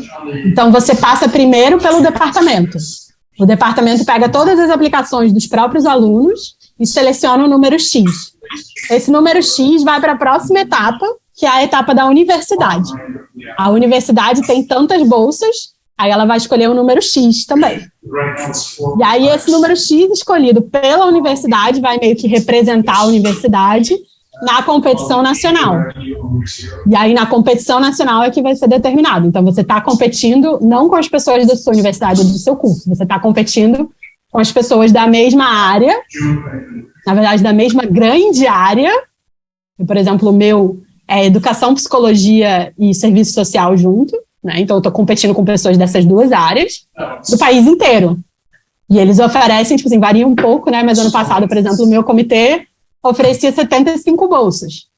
Então são só 75 bolsas para o país inteiro que faz doutorado em educação, psicologia ou serviço social. Então, assim, quanto antes você começar a se preparar para aplicar para essas bolsas, mesmo no caso que a sua universidade, como a da Fernanda, não te obrigue a fazer isso, faça, que é um valor bom. Essa, por exemplo, a nacional. Se você for um dos melhores aplicantes, você recebe 30 mil por ano, limpo, certo? 30 mil que vai para você. E se você não for um dos melhores, né, que acho que são os 5 melhores ou os 3 melhores, você recebe 20 mil por ano, também limpo. Né? A da província aqui de Ontário são 15 mil dólares por ano. Então, assim, vão atrás de fazer isso. As pessoas conseguem. Tem um colega agora que entrou para geografia, que passou para geografia na UFT no doutorado. Né, e ele, curiosamente, né, eu tinha ajudado ele no processo, e aí eu encontrei ele no curso de preparação para essa bolsa. Ele veio falar comigo, né, tipo assim, que é todas as áreas juntas, basicamente, né, o curso. Ou seja, ele não começou ainda, ele vai começar só em setembro, e ele já vai aplicar agora em setembro. Que se ele conseguir a partir de maio do ano que vem, ou seja, ele ficou menos de um ano, e ele já vai começar a receber esses 20 mil ou esses 30 mil, se ele passar. Então, assim, vale muito a pena. Bom, Não, vale super a pena. Eu tenho 2 perguntas aí disso. Uma é um pouco mais para trás, assim. Quem pode se candidatar a um... Acho que a bolsa também vale a pena, também tem isso, né? Também deve ter pré-requisito também, mas eu digo, quem pode se candidatar para um doutorado e um mestrado? Quais são os pré-requisitos? Eu sei que isso deve simples. Não, é bem simples. É bem simples. Pode se candidatar para um doutorado quem tem mestrado. Pode se candidatar para um mestrado quem tem graduação. Não necessariamente. Basicamente é isso. Você tem uma pequena diferença. Então, algumas áreas não exigem que você tenha o mestrado para ser candidatar para o doutorado, mas é o padrão que você tenha. Aqui em Toronto eu sei de uma área especificamente, caso tenha alguém ali ouvindo que seja dessa área. A gente tem uma aluna brasileira fantástica, menina super inteligente, super legal, na genética molecular da Adri, UFT. Adri, sim. É a Adri, né? Uhum. É ela mesma. Eu ia falar dela mesmo, eu ia falar dela. E passou justamente da graduação para o doutorado, mas não é uma coisa muito comum aqui no Canadá, é muito mais comum nos Estados Unidos. Nos Estados Unidos é bem raro as pessoas fazerem mestrado. Lá o mestrado é muito mais, tipo assim, para você sair do mestrado e ir para o mercado de trabalho. Sim. O doutorado não, doutorado pesquisa acadêmica e tal. Pessoal, assim, aqui realmente é muito comum todo mundo fazer mestrado, mas algumas áreas, normalmente essas áreas que tem muito laboratório, coisas do tipo, eu vou falar da minha área, porque eu sei um pouquinho melhor dela, o mestrado, ele não é uma exigência.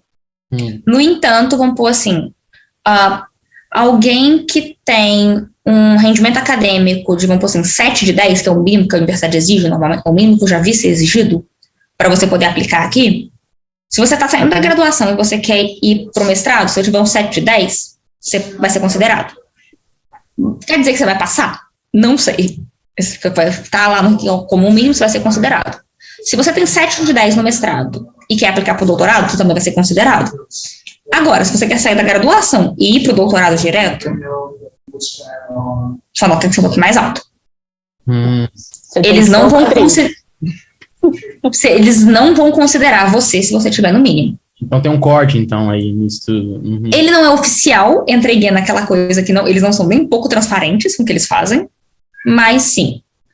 No meu departamento, por exemplo, é muito comum o pessoal entrar para o mestrado, depois de um ano pedir transferência para o doutorado. Eu tenho uma amiga no meu laboratório. Ela já era PR, ela veio de uma universidade dentro do Canadá, ela veio da Thompson Rivers, ela entrou na UO Berkeley no meu laboratório como aluna de mestrado, fez o primeiro ano sendo aluna de mestrado, as matérias são as mesmas, as matérias do primeiro ano são as mesmas. No final do primeiro ano, ela teve um rendimento acadêmico alto, então ela foi perante o comitê dela e pediu transferência. O comitê avaliou o histórico dela, avaliou o perfil dela, conversou com o meu orientador, todo mundo conversou, e eles resolveram conceder a ela isso. Sim, isso acontece bastante. É engraçado, na área da química, o caso que eu conheço é na química também, lá em Ottawa, o primo do meu marido, né? Ele também fez a mesma coisa, é que eles chamam ou fast track, né, o joint, né? Tem gente que também faz o joint, que consegue, que normalmente nesses casos que a pessoa faz um ano no mestrado e já emenda no doutorado, ela não sai com o título de mestre, ela só sai com o título de doutorado. Mas tem uns programas que não, tem uns programas que são junto. Então, ela sai com os 2 títulos, né? Uma coisa assim. Mas aí, de novo, vai variar muito de área. Na minha área, por exemplo, educação, OISE, se você quer fazer educação, você quer ir para o OISE, basicamente, porque é o 4º melhor do mundo, o Instituto de Educação, né? Infelizmente, não tem essa opção. Então, você tem que ter... Mas nem é só na educação. A economia é assim, tem várias outras áreas que você vai ler. É aquela coisa. A gente pode falar aqui o quanto a gente quiser também, mas a Ana sabe isso muito bem também. Cada maldito departamento pode tirar a vontade dele de tirar da orelha e dizer que ele só vai aceitar gente loira de olho azul, e ele vai só aceitar gente loira de olho azul. E ele pode colocar isso no edital quase que ele quiser. E ninguém vai falar nada com ele. Então, tipo assim, cada departamento vai ter exigência. A nota vai variar de departamento para departamento. A nota da prova de inglês vai variar de departamento para departamento. Se você tem que ter voluntariado, se você tem que ter experiência profissional, se você tem que ter cachorro, elefante, periquito, papagaio, prova diferente, qualquer coisa. Eles podem pôr a exigência que eles quiserem. Então, eles podem decidir que você precisa ter o mestrado, que o mestrado é recomendado ou que o mestrado é desnecessário. Tem alguns critérios, assim, básicos, né, que a gente tem feito nesse meu trabalho, né, nessa área de recrutamento, a gente tem feito muitas information sessions com essas organizações de settlement que tem aqui, essas agências, né, então a gente já fez para o YMCA, a gente vai fazer daqui a pouco para a JVS, já fez uma daqui de Toronto também, e aí a gente cobre o que é a regra, né, claro que todo lugar vai ter exceção, então a gente cobre o que é a regra de acesso à universidade aqui, né? Então, claro que para bachelor's degree, né, que é a graduação, que aqui é chamado, também é um saco isso, né, que aqui a graduação é chamada de undergraduation, então você está under, né, então undergrad, vai ter requisitos muito específicos, dependendo do programa que você está aplicando, dependendo da universidade, porque é muito mais competitivo, né? E aí, para o mestrado e para o doutorado, né, de novo, vai variar um pouco, mas a regra, em geral, é essa, né? Para o mestrado tem que ter a graduação, para o doutorado tem que ter o mestrado. E o corte de notas, na verdade, o que mais vai variar é a nota, que não é nem a nota de corte, é a nota para você ser considerado.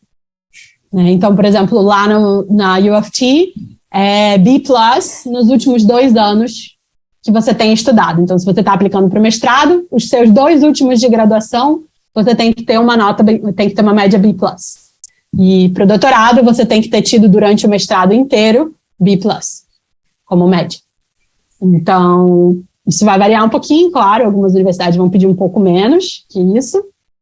E a prova de inglês não, a prova de inglês, na verdade, é onde a padronização é maior. Né? Não vou notar, todas elas, ou quase todas elas, aceitam ambos, aceitam o TOEFL ou o IELTS. Lembrando que o IELTS tem que ser o academic, não adianta o IELTS do Express Entry. E a nota vai ser ali, para o TOEFL, em geral, vai variar entre 90 e 110 no Internet Base, né, naquele que você faz no computador. E para o IELTS, em geral, vai ter um requisito, dependendo da área, pode ter um requisito para a prova de writing. No caso do OISE, tem que ser 7, você tem que ter no mínimo 7. E um overall, no mínimo, se eu não me engano, é 8, do OISE especificamente. Então, mas você não pode... gente. Eu passei, então, as 2, hein? Caraca. É alta. Que bom. É 7,5 ou 8. Posso estar aí um pouco... Exagerando um pouquinho. Eu lembro, mas aí eu lembro de olhar, e agora você falando, eu acho que na área de humanas essas notas de prova de proficiência são um pouco mais altas. Mas você não encontra, nem na área de exatas, você não encontra menos do que 90 de TOEFL. Não. Acho que agora a Borda subiu. No meu ano foi 80, eu acho. 88. É bem mais baixo. Né? Era 88, você não podia tirar menos que 20 em cada prova do TOEFL. Eu sei porque eu fiz o TOEFL. Mas era 88, subiu recentemente um pouco. Mas varia realmente, por volta de 90, 100 e pouquinho. E no IELTS, na área de exatas, pelo que eu lembro de ter visto, era por volta de 7 o overall que eles pediam. Você não podia tirar menos que 6,5 e nada. Isso é bom, é possível, bem possível alcançar essa... Não, a prova de inglês não é feita para dificultar a sua vida, de modo geral. Ela é aquela prova, eu quero ter certeza que você vai aguentar fazer meu curso. Faz sentido. Então, por exemplo, num curso como o da Ana, que você tem um componente de leitura e escrita muito alto, que é um curso de humanas, faz sentido, inclusive, eles terem esse requisito bem alto para essas 2 habilidades. Na área de exatas, a gente tem, obviamente, vai ter que escrever uma tese de qualquer jeito, mas isso é daqui a 4 anos, de quando você entra.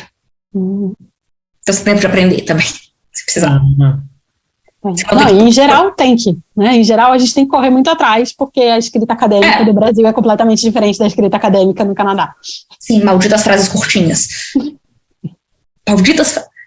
E humanas a gente não pode usar voz passiva, tem isso também. Você não pode usar voz passiva. Povo aqui, eu lembro que eu escrevi uma frase, eu não lembro bem pra quê. Eu estava escrevendo uma frase pra qualquer coisa, meu orientador cortou a minha frase inteira.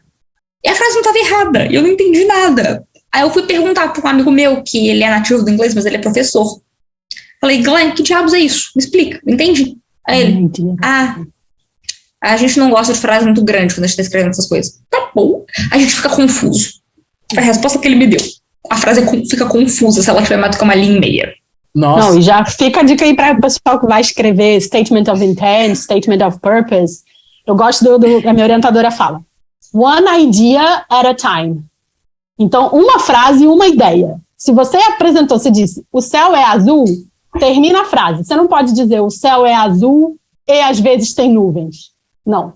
O céu é azul, ponto. Às vezes o céu tem nuvens, ponto. É isso. Nossa, eles cobram isso no IELTS, né? Né? Não faz sentido nenhum. No IELTS não é muita medida de nada. De nada. Né, que nem essas provas de RE, GMAT, né? São umas. Não é medida de nada. Muito, né? Não é à toa que o mundo da educação está cada vez mais contra esse tipo de prova standardizada, né? Então, assim, vamos torcer para eles abolirem elas um dia.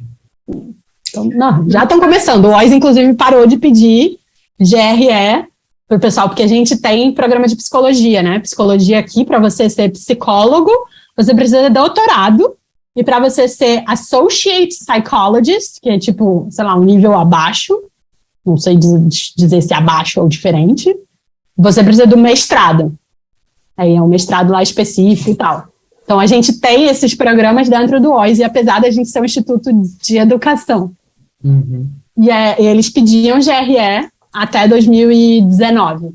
Pararam de pedir e não vão voltar a pedir. Mesmo depois da pandemia, resolveram que não vão voltar a pedir, que é ótimo. E está sendo tendência cada vez mais. Eu estou mentorando uma menina que está aplicando para os Estados Unidos também, na área de educação, só que ela é matemática pela USP, e está indo para a área de educação matemática. E mesmo na área de educação matemática, que é uma área específica, certo? Que a pessoa realmente precisa saber matemática, né? Sim. Eles não estão pedindo, inclusive em Stanford. Muito então, bom. assim, Super apoio. não tem, acho que melhor universidade, né? Stanford, enfim, é top. E não pede esse tipo de exame. Ou seja, esse tipo de exame, enfim, se você puder fugir, fuja. É um conselho, cara, porque para todo mundo aqui vai entender praticamente, provavelmente, o que eu vou falar. Especialmente esses que são específicos de área no GRE, eles são basicamente um Enem. É uma prova enorme, com 2 marcas X, que vai cobrir a sua graduação inteira. Então, inclusive foi por isso que eu não quis fazer. Na química a gente também tem um específico, foi o motivo de eu não aplicar para McGill. A McGill, muito embora seja uma excelente universidade, tem um programa excelente de química, por causa do francês, muito embora a universidade ensine só em inglês, basicamente, tem uma concorrência muito baixa.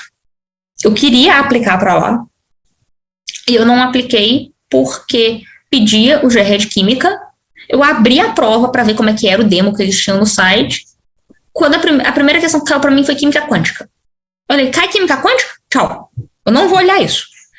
Tem 3 anos que eu não vejo Química Quântica, eu não quero lembrar de Química Quântica. Foi literalmente o que eu fiz, tá, gente? Mas é aquela coisa, tipo assim, assim, fujam dessas provas, porque elas não vale a pena, não. E um último detalhe sobre essas provas, sobre o inglês especificamente, é que tem isso também, né? Que eu acho que a questão do college também tem essa vírgula que é importante. Se a pessoa não está afim de investir em estudar inglês e tem a grana para pagar o college e não está afim de fazer grandes estudos e tudo mais, aí realmente, entendeu? Não faz sentido fazer uma universidade, porque começa pela nota do inglês. A nota de inglês de college é muito mais baixa do que as notas de universidade. E isso aí é geral, qualquer área é mais baixa. Então, assim, se a pessoa também não quer ter esse trabalho, né, só quer aprender quando chegar aqui, também tem essa questão a se considerar. Mas vai sofrer de qualquer maneira, porque chegando aqui, o inglês que a gente acha que a gente sabe, eu era professora de inglês no Brasil, cheguei aqui, minha orientadora, meu primeiro paper que eu entreguei para minha orientadora, eu chorava. É isso, você precisa se adaptar à escrita acadêmica da América do Norte. Ela falou isso para mim. Escrever, eu falo o seguinte, não interessa o quanto inglês você acha que você sabe, ou qual idioma você acha que você saiba na verdade. O aprendizado que eu tirei de 3 anos de doutorado até agora e 2 anos de mestrado no Brasil foi: não interessa o quanto você acha que você saiba escrever. Seu orientador vai pegar para ler o que você escreveu e o negócio vai voltar sangrando, de tão vermelho que ele vai voltar. Porque o orientador serve para isso. Sim. E aí, quando você está escrevendo uma língua que você não está acostumado a escrever, porque, no Brasil a gente escreve artigo. Escreve, mas a gente escreve artigo pensando com a escrita literal. Não é uma tradução, mas você escreve com o seu mindset brasileiro escrevendo artigo. Fica nítido, inclusive, depois que você descobre as diferenças, fica nítido no artigo que foi escrito por um brasileiro no Brasil e o artigo que foi escrito por um pesquisador na América do Norte. Não, eu mesma lendo meus artigos antigos do Brasil em português, assim, nossa, essa frase tá muito longa, tá difícil de entender. Parece que fica doido, gente. A primeira vez que eu fiz, eu tô emborrecendo. É isso, Você a tem- convenção, né? Convenção de escrita acadêmica. Na Austrália, por exemplo, eu descobri recentemente que eu estou fazendo uma pesquisa sobre essas academic skills, né? Na Austrália é normal e recomendado usar a voz passiva, que é o que a gente faz no Brasil, né? O experimento foi conduzido, né? Aqui não, eu conduzi o experimento. É bizarro. É engraçado. Na química a gente não usa a voz passiva, assim, você pode usar, mas mais em tempos recentes, não sei como é que seus pais estão fazendo, por isso não. Mas meus professores, por exemplo, mutilavam as minhas coisas se eu usasse a voz passiva. No Brasil? Novidade, então. Eles mutilavam a minha escrita. Eu tive uma professora, eu lembro direitinho, foi o semestre que eu aprendi. Você escrevia para ela, o treco foi centrifugado. O comentário dela era, quem centrifugou? O negócio fez sozinho? Era o comentário dela no meu relatório. Era menos meio ponto. Eu queria perguntar para vocês um pouco como é a vida de estudante, como é a vida universitária dentro da universidade. E depois queria abrir para vocês, se querem falar alguma coisa que a gente não falou ainda, que vocês acham importante, e depois para a gente finalizar mesmo. Mas eu queria saber, assim, como é a vida de vocês, assim, dentro da universidade? Tem um primeiro critério que a gente precisa falar aqui, né? Pandemia.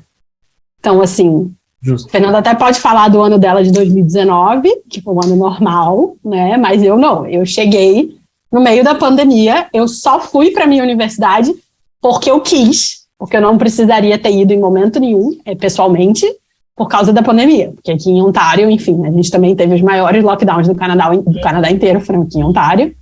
E a universidade, obviamente, é o lugar onde as pessoas entendem mais da ciência, da coisa, né? E as regras, portanto, são rígidas. Então, assim, eu fui porque eu queria ir, mas a minha vida, assim, e só ressaltar isso mesmo, que eu acho que é muito importante. Voltando, se você quer saber como é a rotina, tipo assim, quantas matérias eu vou ter que fazer, esse tipo de coisa, vai atrás de um aluno do mesmo curso. Não precisa ser brasileiro, os canadenses são gente fina quanto a isso. Eles respondem, eles ajudam. Eu, antes da Fernanda, falei com uma canadense que faz doutorado lá também. Só que ela é de outro programa, então também não me ajudou muito. Mas, para saber esse tipo de coisa, pergunte. Às vezes tem os chamados Student Ambassadors, que é o que eu era ano passado, que a gente é feito para isso. A gente é feito para responder pergunta de experiência estudantil de potenciais alunos. É isso que a gente faz. E fora essa questão de rotina, né, uma coisa que é muito importante, que acho que também não é muito falada, né, é que a universidade está cheia de oportunidades de emprego. Né? Existe, obviamente, nos colleges também tem isso, né, você pode trabalhar dentro do próprio college, mas a universidade especificamente, não são todas. Aqui a U of T, por exemplo, a gente tem um programa chamado Work Study. Programa de Work Study, a gente recebe salário mínimo, né, por hora, mas a gente trabalha pouquíssimas horas, justamente porque eles sabem que a gente está estudando, e você basicamente pode aplicar, tipo assim, não, beleza, eu tô fazendo, por exemplo, eu tô fazendo doutorado em educação, minha pesquisa é sobre ensino médio, é sobre ensino de história no ensino médio. Eu trabalhei nesse Work Study na área de ensino superior, na área de recrutamento e admissões no ensino superior. Ou seja, não precisa ter a ver com a tua pesquisa. É justamente para você identificar uma área que você queira ou construir skills, ou construir tua carreira mesmo, né, e começar trabalhando desses postos que são bem mais fáceis. E aí tem todo um suporte, toda uma coisa. Então, assim, é um programa muito interessante.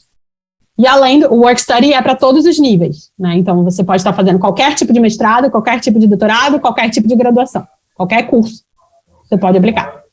E tem os empregos que em geral são mais feitos por alunos de mestrado e doutorado, que são os Research Assistantships ou Graduate Assistantships e Teaching Assistantships. Só que o Teaching Assistantship é só para aluno mesmo de doutorado em geral. Mestrado, talvez um ou outro, mas em geral é doutorado.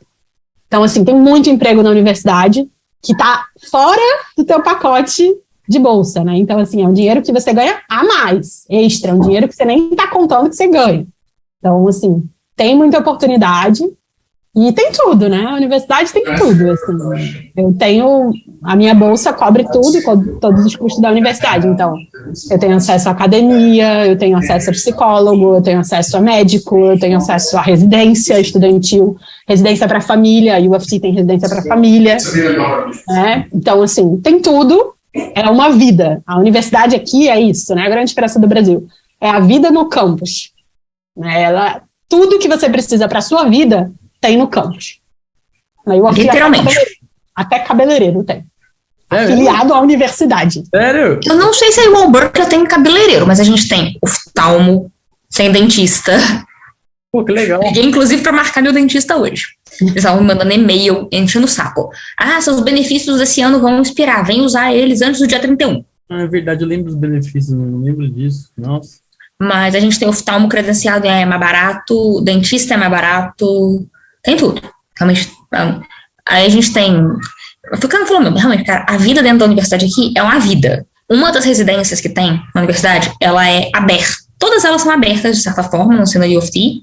Os prédios de residência são abertos para os alunos, todos os alunos. Qualquer aluno com cartão de acesso da universidade consegue acessar, mesmo quando eles estão trancados. Mas nem todos têm muito interesse. Eu, por exemplo, teve um dos prédios onde fica um dos dining halls que eu fui uma vez na vida e eu nunca mais quis voltar, porque eu não gostei da comida daquele dining hall, então não voltei. Mas são muito bons. Tem um que ele chama Hub Mall.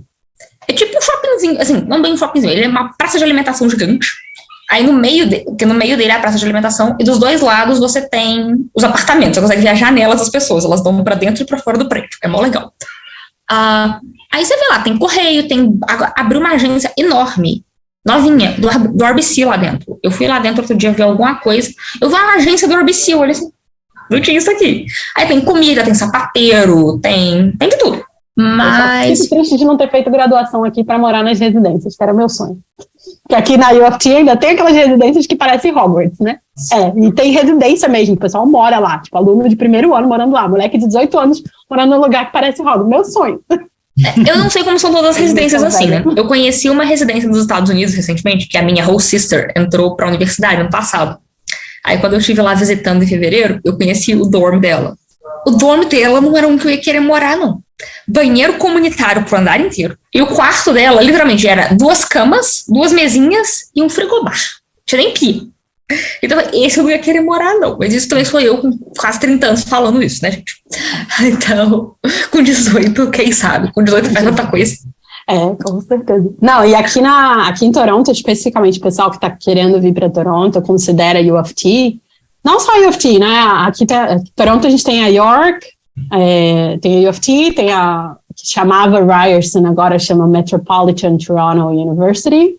E acho que tem mais uma que agora eu estou esquecendo qual que é. Independente de qual que seja, né? Todas elas têm essa estrutura de residência. Na UFT, especificamente, mesmo que você venha com família, com marido, com filho, e as pessoas não estejam matriculadas na universidade, só você esteja, vale muito a pena ir para a residência. Todo mundo sabe, né, que Toronto é um absurdo de caro, né, para morar, é uma coisa estratosférica.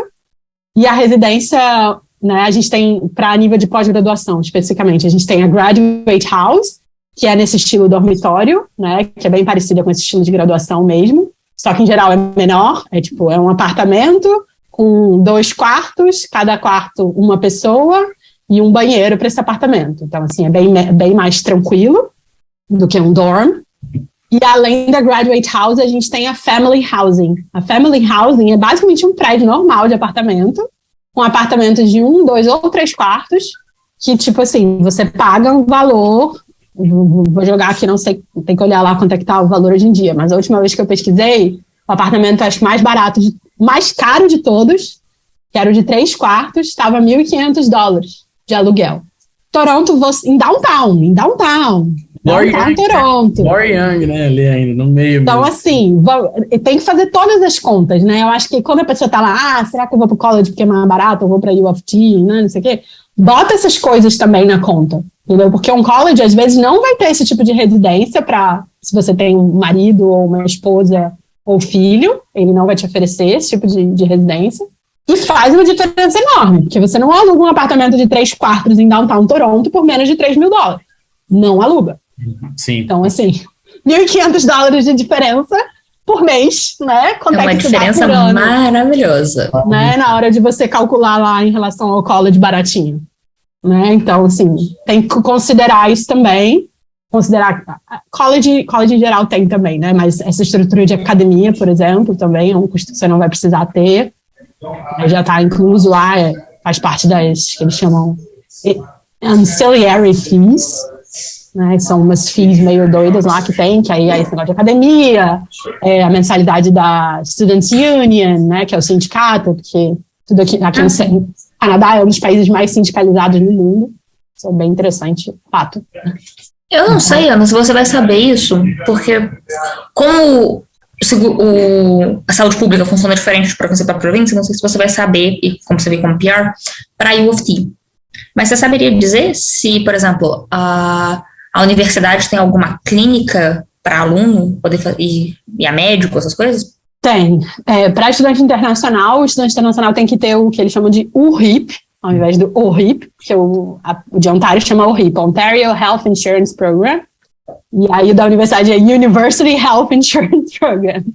Aí você, é tipo um seguro-saúde mesmo, né? Você tem que pagar meio que por fora, ou tá dentro do teu, se você tiver bolsa, tá dentro da tua bolsa. E aí, no caso, a U of T tem, especificamente muito U of T, né, isso, porque a gente tem a University Health Network, que inclui, por exemplo, o Toronto General Hospital, inclui o SickKids, se eu não me engano, inclui o Women's Hospital, enfim, todos os hospitais que tem ali em Downtown, aqui em Toronto, fazem parte, basicamente, da UHN, que são como se fossem hospitais universitários, né, como a gente conhece no Brasil, hospital universitário. E aí tem algumas áreas, dependendo, assim, por exemplo, médico de família, você tem a opção de fazer pelo UHN. Então, você pode ter um médico de família que seja afiliado à UHN. Nem todas as especialidades têm, né? E tem algumas especialidades, por exemplo, que apesar de ter como basicamente o Toronto General, né? O Toronto General Hospital, que tem até um brasileiro que faz doutorado lá. Ele é o terceiro melhor hospital do mundo, né? Então, assim, é concorrido pra caramba. Eu tenho uma especialista que eu quero ir lá, né? Que ela, inclusive, é brasileira, formada pela Federal do Paraná, veio pra cá, fez fellowship, e hoje em dia ela é diretora de um departamento do Toronto General, né? Então, ou seja, não é pouca coisa. A fila dela é de 2 anos. Então, assim, isso acontece. Mas, assim, se você fizer questão, obviamente, de ir para esse tipo de médico.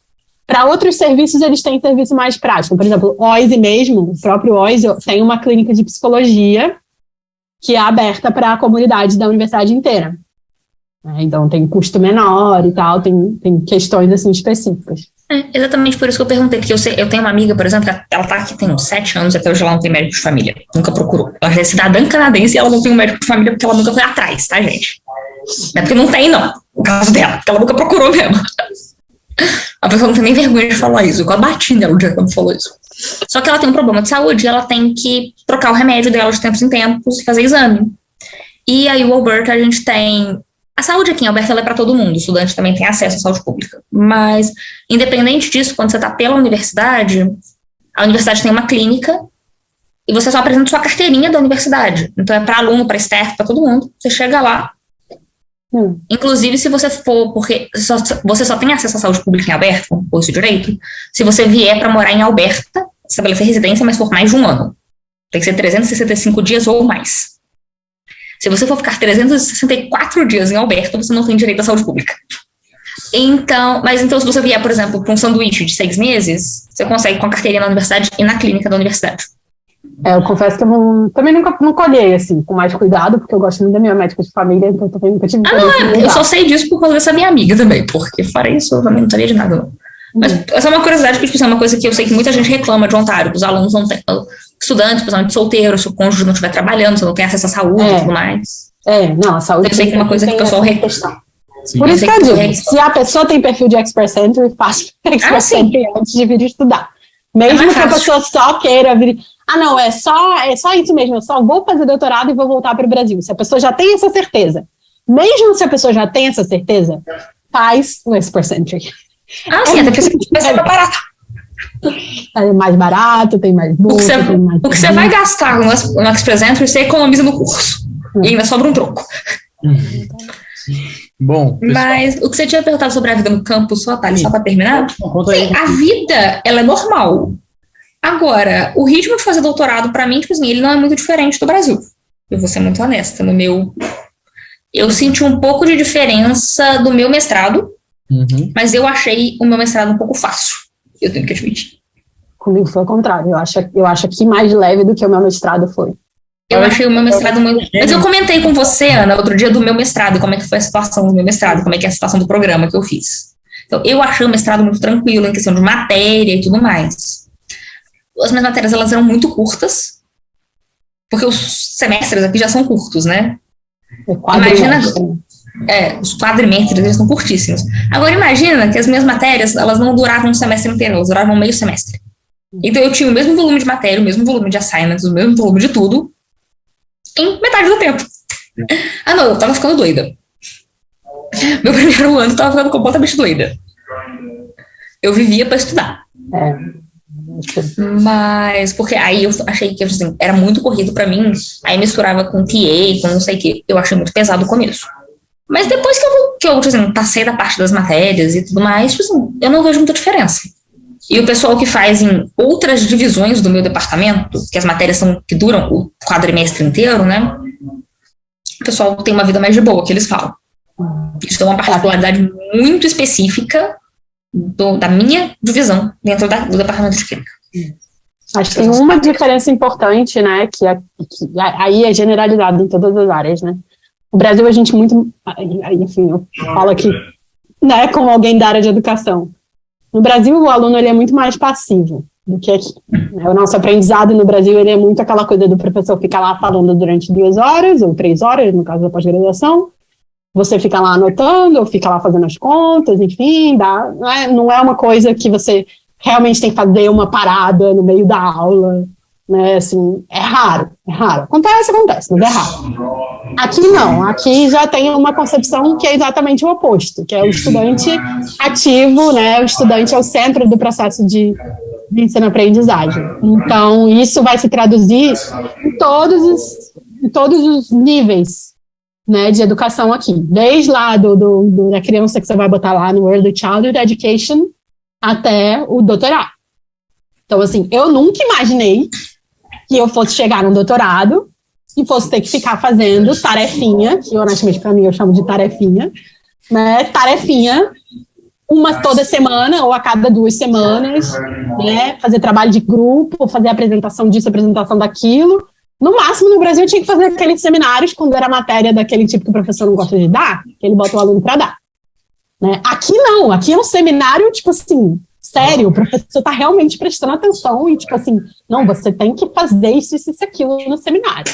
Então, assim, tem essa coisa, né, que você tem que ser mais autônomo aqui, né, eu acho que em todos os níveis de educação, até quem está vindo com filho também, vindo para a escola, né, tem que preparar a criança para isso. A autonomia aqui é uma coisa muito valorizada, desde a criança pequena até o nível de doutorado. Minha orientadora, outro dia, eu mandei um e-mail para ela, perguntando se estava bom o deadline que eu tinha feito. Eu falei assim, professora, acho que eu vou entregar minha proposal, né, meu projeto de tese, no final de setembro. Isso tá bom? Aí ela me respondeu, como é que eu vou saber se isso tá bom? É você que tem que saber, você que está dirigindo o carro do doutorado, não eu. Nossa. Então, assim, isso é bem comum. Eu já ouvi isso de Eles esperam muita autonomia do aluno mesmo, e eu comentei isso mais cedo aqui, foi aquele curso que eu comentei que eu fiz para desenvolvimento profissional, focado em ensino e aprendizagem. Você ia gostar muito daquele curso. Tem um que é a sua cara, por sinal, um eletivo que eu fiz, que foi Descolonizando a Academia. Importante. Cara. Mas, basicamente, eles bateram muito na tecla nesse curso quando eu fiz. Eu fiz ele no verão de 2020. Eles bateram muito na tecla dessa coisa do continuing learning. E a Ana está na educação, ela vai poder falar disso melhor do que eu até, mas parece isso é uma vertente nova da educação que está surgindo e está ganhando muita voz, muita força, que é muito mais interessante você dar muitas avaliações pequenas e fazer o aluno fazer várias coisas do que dar uma prova, 2 provas para o aluno e senta aí e faz essa prova. Eu nunca nem tive prova aqui. Na exatas ainda é bem comum você ter prova, mesmo no mestrado e no doutorado, mas a gente tem muito trabalho também. Meu orientador é um caso esquisito, a gente não vai falar dele aqui. Do ponto de vista educacional, as matérias dele são 2 aberrações, porque tem 2 provas, uma valendo 25% da nota e a outra valendo 75%. Difícil. Midterm vale 25, final vale 75. Se vira. Quando ele entregou o sílabus pra gente, eu fiquei assim, o que tá acontecendo aqui? Eu posso chorar agora ou daqui a pouco? Nossa, isso parece G1 e G2 da PUC. Exatamente. G2 peso 2. Era um desespero total completo. Mas todas as outras matérias que eu fiz, eu tinha tarefinha.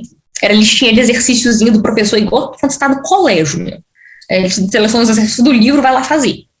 Ou, tem um seminário aqui, faz o seminário. E o cara tá lá, ele realmente tá prestando atenção, ele te manda o feedback do seminário. Com comentário.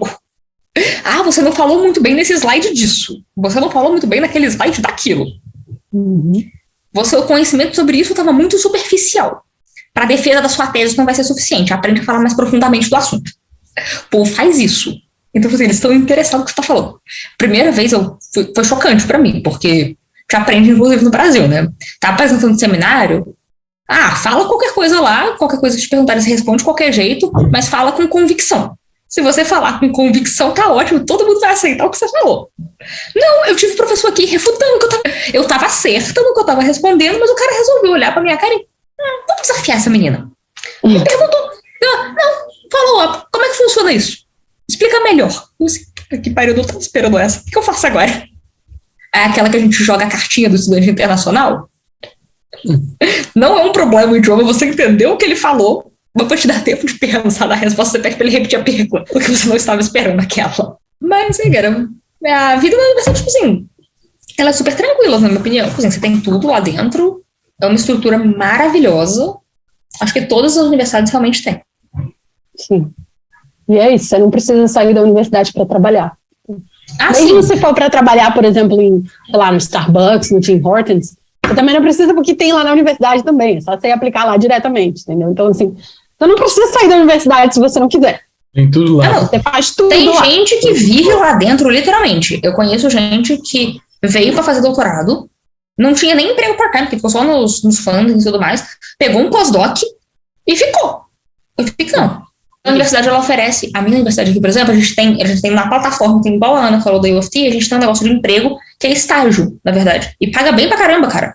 Eles pagam 30 ou 35 dólares a hora de mínimo, que é tipo um co-op, você só pode fazer no verão, mas é parceria com a universidade. Pô, legal. Algumas têm, inclusive em parceria com o governo federal também. E eles também têm o Job Bank lá, que eles têm a lista de aplicações de vaga que, tipo assim, é divulgada por dentro da universidade, só a universidade tem acesso, você não vai achar em lugar nenhum. Sim. E as firmas grandes, né, principalmente firmas de consultoria, elas fazem campus recruiting. Então elas vão direto no campus para selecionar aluno para trabalhar para elas, né, Deloitte, KPMG, existe todo o mercado de trabalho que só é acessível para aluno das universidades X ou Y. Sim. Inclusive porque as universidades também têm job fair. E aí, eu não sei, a UFT deve ter também. Eles têm workshop te ensinando como fazer cover letter, como fazer currículo, como kick-ass na entrevista, eles têm tudo. No college também. Pessoal... Não, evento tem de todo tipo. Evento de... Bom, queria agradecer pela presença de vocês e perguntar se vocês quiserem passar o contato de vocês, o que forem, para o pessoal falar com vocês.